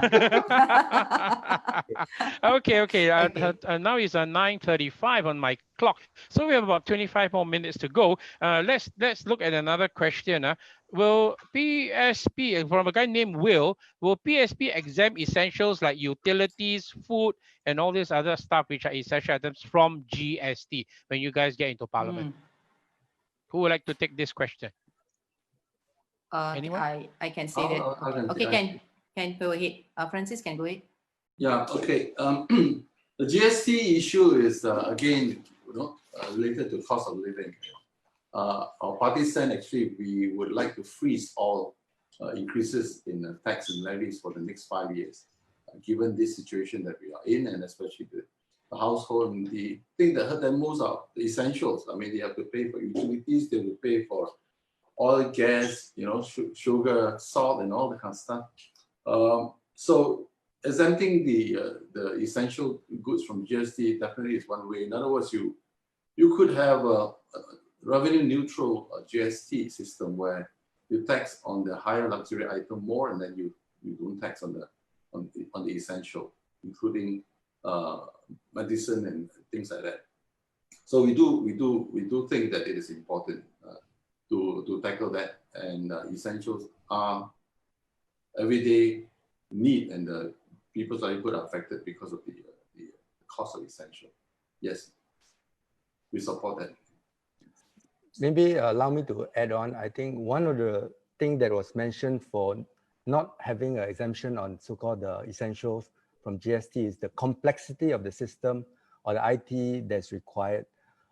Being in the IT line to a certain extent, I think that is not a valid ground. IT systems are very sophisticated. To do a simple exemption to classify different products into essentials or non-essentials is a very simple thing. You just program it, set the rule, and the next day, you have the 0% or 7%, whichever is applicable based on the type of product. So I find that it is a simple way to get out of what is essentially a policy decision just to have GST across the board. I don't think it's that complicated. That's from my experience in dealing with IT system. Thank you. Besides, Okay, thank you. Yes. there are other countries who have done it, so we don't have to reinvent the wheel. You know, you just look at how other people do it. Yeah, true. I don't think we should be restrained or constrained by the fact that they say the system cannot handle it. I mean, hello, the system has to work for us. We don't be constrained by the system, right? And it's just like the last time I remember, and our ex-president, who is now deceased, Ong Teng Cheong, who was curious to know what were the total assets and reserves that Singapore had, and he was given an answer that it would take 56 man-years to calculate. Wow, Singapore 真水lui啊，算不了。So there was a tremendous number of man-years, 56 years to calculate. I don't know how they arrived at that. It's going to take so long. I think they're using abacus. Probably not. But that was one of the answers. So I agree. So why is it so difficult to do that? Okay, we have an anonymous attendee asking this question. Foreign certificates from Asia have been recently recognized in the workforce, that means in the workplace, where it is easily obtainable by purchasing compared to the past. How are we going to put a stop to this? Carla, would you like to answer this question? Yes, I will. Thank you very much, Greg. What's the person's name? Anyone? No, there's no name. Just put anonymous. Okay, it's Ken. Okay, as I said just now that we are going to be stringent in the process even for the citizenship, right? We are going to be even more stringent for foreign talents coming in and taking over Singaporeans' job. And we are very serious about it because we are, all of our team in PSP, we're standing firm. That is first priority has to be given to Singaporeans. Even currently with the COVID situation, we will actually review the situation when we are in Parliament. We will actually review the situation to see whether certain numbers of the foreign talents here on employment pass holders has to be ready to, we need to see whether they can be actually taken over the job by the Singaporeans. And so in that perspective, if somebody is coming from overseas and is going to come under an S pass or employment pass, the certificate will be stringently scrutinized. And this time we will be putting in many checks. And it's very true. The person who has asked this question is very true because we got quite a number of cases has been caught in Singapore. Anyway, what is the known cases might be a few, but unknown cases, many actually they have bought these certificates personally if they're coming from certain countries, which I want to be sensitive here not to mention, but we will give you the assurance. We'll be sensitive about all these things. And of course, it's going to be challenging for foreign talents to come in terms of the job placement for PMTs, which will be taken care by the Singaporeans. So if they happen to come in because they need to do some transfer of skills and all this stuff, yes, we will definitely be putting in place some checks. And this time it will be more stringent to the extent they cannot even sneak through into our system. Okay, so this one we're assuring it. Thank you, Craig. Okay, thank you very much. Anyone like to add on to that? If not, I'll give my own input. I have this idea. Anyone hearing us today, if you think it is workable, I think there's a lot of our HR professionals who have also been retrenched. How about we go and deputize all these HR professionals and ask them go and audit all those companies that have an abnormally large number of foreign talent working inside there. So when these people go inside there, they're like the deputy, I'm here to check. And the moment you take one or two examples, the rest will toe the line. So maybe someone can do that. Okay, the next question. I remembered, sorry, just that. Yes. In fact, I remembered that I think about 2-3 weeks ago, I posted on my Facebook page. Already they had detected about 1,000 companies already were flouting the laws, and about 500 more were actually placed on the watch list. To me, my frank opinion, this is only the tip of the iceberg. It's probably got to do with the enforcement, and I do agree. I think the enforcement checks need to be stepped up. And as with everything, only when it comes to a crisis, then you can see everything. Yes, Craig, can I add in one point as well? Sure, go ahead. Yeah, I think that right now, so many foreigners coming in, part of the issue, not the whole issue, but part of it is because some of the heads of HR are, hiring their own people from their own country. So one of the things which we also want to ensure, which we are trying to push for, would be to ensure that all heads of HR must be Singaporean. So I think that will hopefully balance the entire playing field. Yeah, thank you. That's true. So if we can go along that line where all the heads of HR, be it the HR director onwards down, that they are all Singaporeans, so we look out for our own people first, and because I think there's a way to abuse the system because they have this thing whereby they will have to post the opening that they have in their company on the jobs bank, I think for a certain number of days. And after that, they'll say, oh, no Singaporeans applied for the job. So, and I've read about a case whereby the emails that came in were diverted into the junk.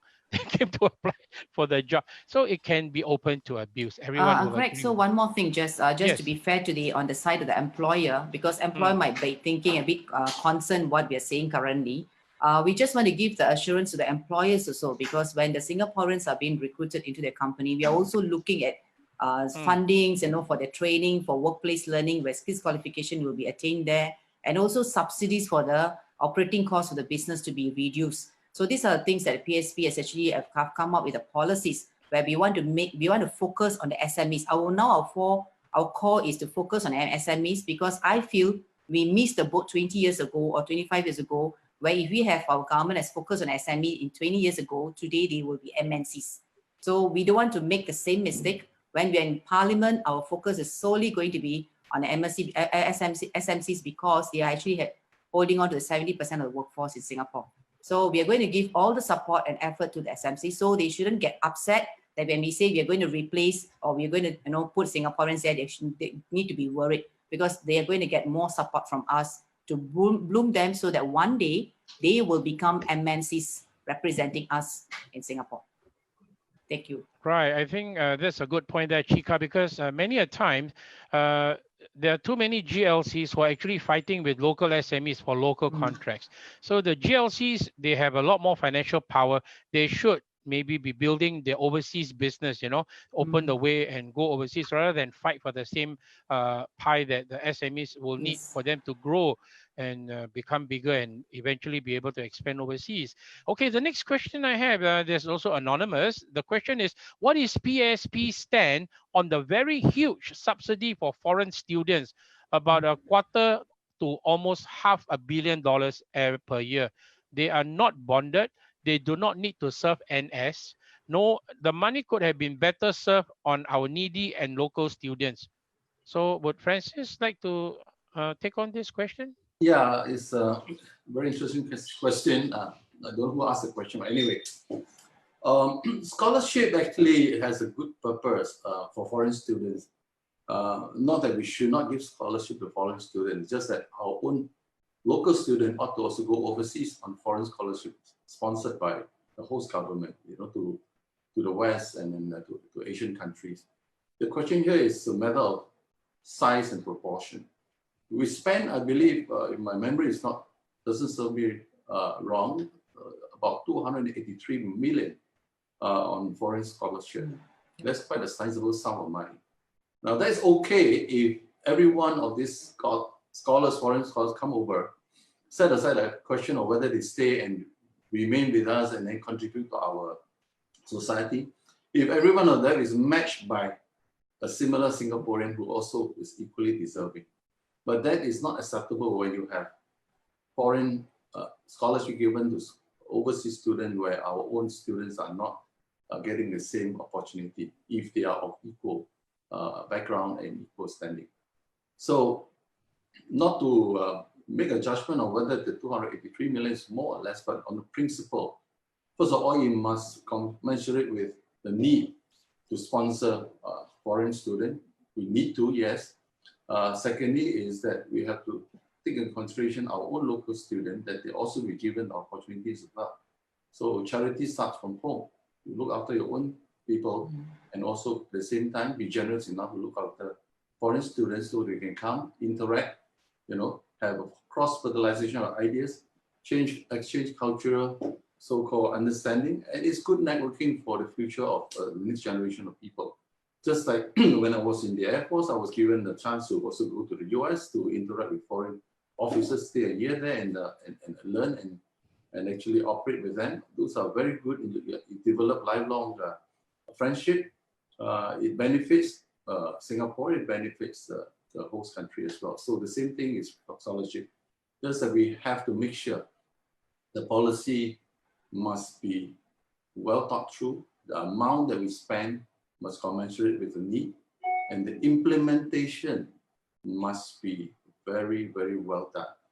The question of whether they have born, they escape, or they come just to take advantage, and after that they just go away. So if we have proper so-called policies and procedures to protect that, I think you are in good state. Thank you. Thank you very much there, Francis. This next question is a very interesting question.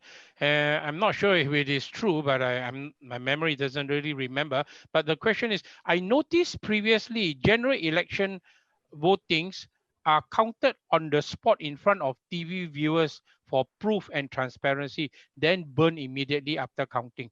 Well, I thought we keep it at least for 6 months, right, before we burn it. But anyway, the question continues. Recent years, the voting boxes are transported from one place to another where anything can happen off-screen bracket.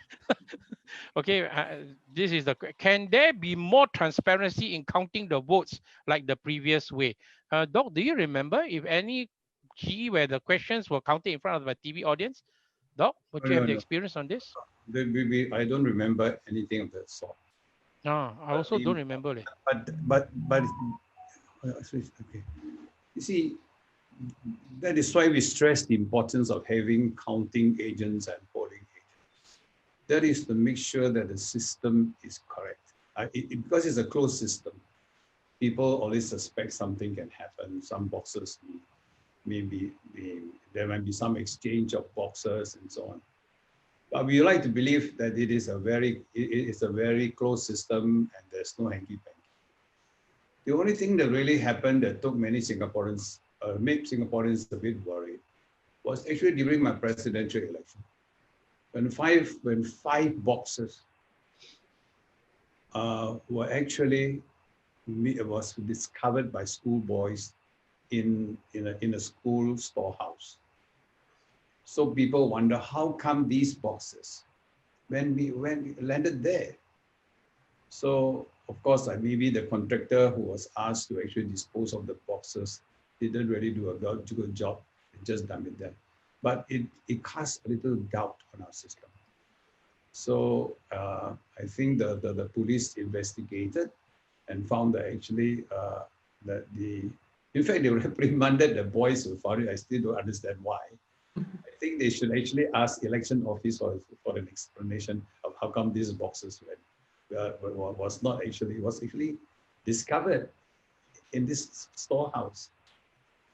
And so later on, they told us that actually at a counting station, actually there were some boxes were exchanged. Now, I don't want to take too much of the time to explain all what could have happened. But the fact is that I really wish that Singaporeans should come forward and make sure that our system be part of the political system by being a counting agent or a polling agent to watch how the whole process is being done. Then you can come out of the election feeling proud and honored that you saw that the system was actually was carried out properly.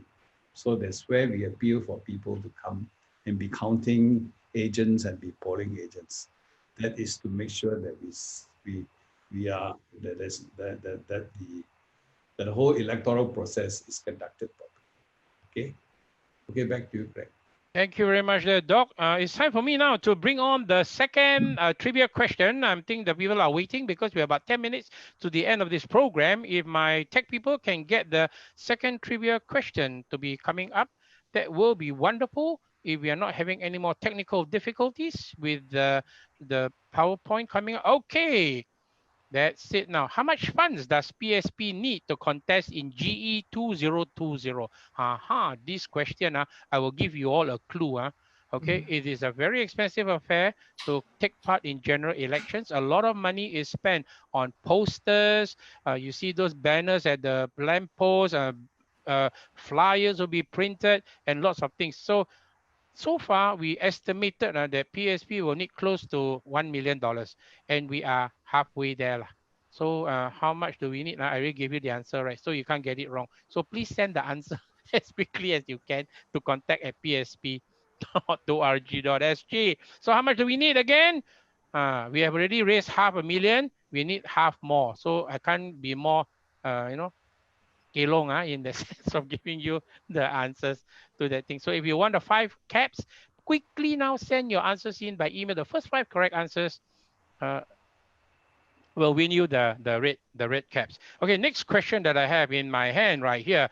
This is directed at Michael Chua. The question is, will PSP look into abolishing COE for commercial vehicles? Will you guys abolish the COE for commercial vehicles, because they are not for personal use, right? They are for the economy, you know. Why they still have to pay COE? Will PSP consider that? Michael, the floor is yours. It's a tough question to answer because really the COE mechanism is to control the overall vehicle population that is on the road. So whether is it a civilian vehicle or commercial vehicle, it contributes to the congestion, right? So that being the case, then we need to understand what is the implication of the COE in terms of the cost of doing business to the commercial operators of all these vehicles. And look at it holistically, rather than looking at it as a COE problem, but really looking at it in terms of the transportation cost for the company, and whether can we adjust it in a way to allow them to absorb the cost of the COE, because ultimately we still want to have relatively congestion-free roads, right? So that we can get around quickly and efficiently. So it is not something that we will go in immediately, but we will look at it as a total cost of doing business kind of a solution to solving this problem. Right, thank you there, Michael. Yes, you're right. It is not, you cannot cherry pick what you want to do and then just change this, because the whole ecosystem is interrelated in one way or another. So you must take that in totality and see what's the best way moving forward, how we can tweak and make it better than what it currently is.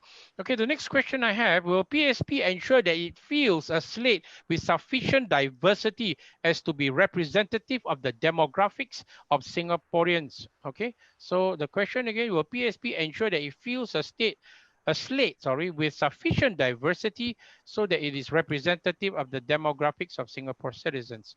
So I think the GRC already ensures that we have minimum representation, right, of the races. Who would like to add on to this? Well, I think Damien, maybe. Damien, you might want to answer this question. Yes, I think if you had not missed the earlier part, I've already said that there's no Chinese, there's no Malay, there's no Indian, Singaporean, there's no others. We are all Singaporeans. And I can tell you in a simple answer, yes, there will be adequate representation of all the minorities. So for us, truly, nobody is left behind. Thank you. Thank you. Over to you. Thank you very much. Okay, back to Craig, me. Oh, yes. Craig, I want to answer, in addition to what David says. You see, in PSP, Dr. Tan has a what we call a really great principle of getting candidates. We have various candidates from various companies, or captain of the ship, we can call that, right? We have from scholars down to a very simple person who are in the training like me. And you know, I don't have a scholarship like anyone else, but what he looks for is actually diversity. Everybody have the experience in the private sectors and in the SAF. So he wants everybody to combine. So we combine experts in our life and our daily work life. So with that diversity that we can actually bring forward the experience and bring up to what we call Singapore. So for example, we have the Francis Yuan is very good in part of the economy or part of the understanding of HDB and so forth. So everybody has that what they call expertise. So this is one thing. So if you want scholars, everyone to be a scholar, to be inside the party, then I think you can find that in PAP. They have a lot of scholars. So thank you. Yeah. Thank you. So I fully agree with what Abbas just shared, because diversity will bring flavor and different ideas, right? Because when you have people from the same group, they have groupthink, and then inbreeding exacerbates the problem and it just gets worse. Okay, we have chance to answer the last trivia question. And if my people are ready, we can bring on the last question where you win not one, but you can get to win 2 of our OTICA authors. Okay, 2 of our OTICA authors. And the trivia question for the third trivia question, on nomination day, If the ruling party has already formed the government, that means they have won a total of 47 seats because the total number of seats contested will be 93. Will you as a voter choose to allow more alternative political parties into parliament? So actually there's no yes or no answer, but we just want to know, like, actually, if you write yes, we will give you the prize. Two of the authors, okay?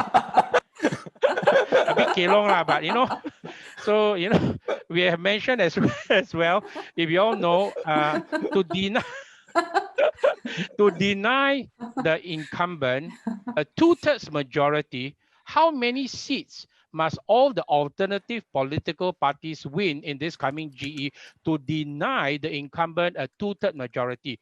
And the answer to that is very simple. You take 2/3, you tobalik the number, that becomes 3-2, right? That is the minimum number of seats that the alternative political parties must win in this coming GE to deny the incumbent a majority in parliament. And if you're probably wondering, what's the big deal? You deny them the majority, they will still be able to pass the law. That is where you are wrong, Singapore, because when they do not have the 2/3 majority, they cannot just suka change the law as they like. Because why? By the time Dr. Tan Cheng Bock with the other political parties will be asking it, and parliament will become alive where you won't see people falling asleep anymore. So we have come almost to the end of MPSP 4, and the right thing for me to do usually is to invite Doc just to say a few words to all the Singaporeans who are tuning in to us live on Zoom and on Facebook Live. Doc, the floor is yours to sum up tonight's program. I think tonight is a very lively session. I find most of you have managed to answer most of the questions. And the range of topics is also very wide. I think you all started with three-corner fights and all the way to even LGBT.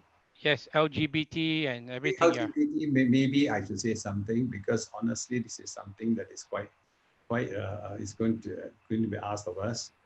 I think basically we are our society is still very conservative, and there are many people who want to ask us to repeal 377A. But I think at our current level of thinking, we feel that we should not criminalize the act. That's what I feel shouldn't be done. But we have to look at this problem more seriously, because there are many people have their lifestyle. We have to respect the way people want to live. But this is repealing of 377 is a very big issue. There are many people with religion problem, the religious issue, racial issue, customs, marriage, family. So this all very, very involved. So 377A is not so simple. We just cannot brush it off, because we've got to take into consideration our society's needs. Okay, that's it. Now, the other one I noticed, I think you covered a lot of subjects. CECA, dormitories, what else? Plenty. I must say, I must congratulate you all for actually giving very good answers. And I hope those who are listening will find that the PSP has come up with a group of Singaporeans very ready to go into parliament if they're elected, and to also to press when they're in parliament, to press, always say you must press for answers, you must push, and then of course you must always speak up when you are there. And judging from the performance of most of you here, I think you all are quite capable when you get into parliament. So with that note, I say good night to all of you. And I'm sure many of us have a very enjoyable session. Thank you. All right, Doc, thank you very much there for rounding up tonight's MPSP 4. My name is Craig, and before I round off tonight, I want to once again thank Dr. Tan Cheng Bock, who's the Secretary General of PSP, and the panel for being here this evening. And consisting in the panel will be Yuan Kin Peng Francis, Michael Chua, Abbas Kasmani, Damien Tay, we have Terence Soon, and the only rose among the sunflower is Kala Manikam. And as Doc mentioned just now, we hope that many more Singaporeans will come forward to serve as polling and counting agents for the coming GE. Get involved, Singapore, because we need your help. We also need you to help us by donating some funds to help us fight this coming GE. If not, now you got a gun but no bullets is useless. Okay, so it's very important that you must help us we are not firing very blanks. expensive affair. We are not we are not firing blanks. So it's very important to do that. So remember, on the polling agents and counting agents, there is no need to join PSP as a member. Some people say, ask me to join. I don't want to be a member. You don't need to be a member, but you can just volunteer. We will flash where you can go and sign up if you are interested to become a polling agent or counting agent for PSP. And at the same time, spread the news for us. And if you are able to help make a donation to help us fight this upcoming battle, we thank you from the bottom of our heart. So once again, to all the viewers who are watching us live on Zoom and on Facebook, my name is Craig, and I'd like to thank you all for joining us this evening. Have a wonderful week ahead, and bye-bye, everyone. See you. Bye. See you. Bye. Bye. Thank you. Bye. Thank you. Bye. Bye.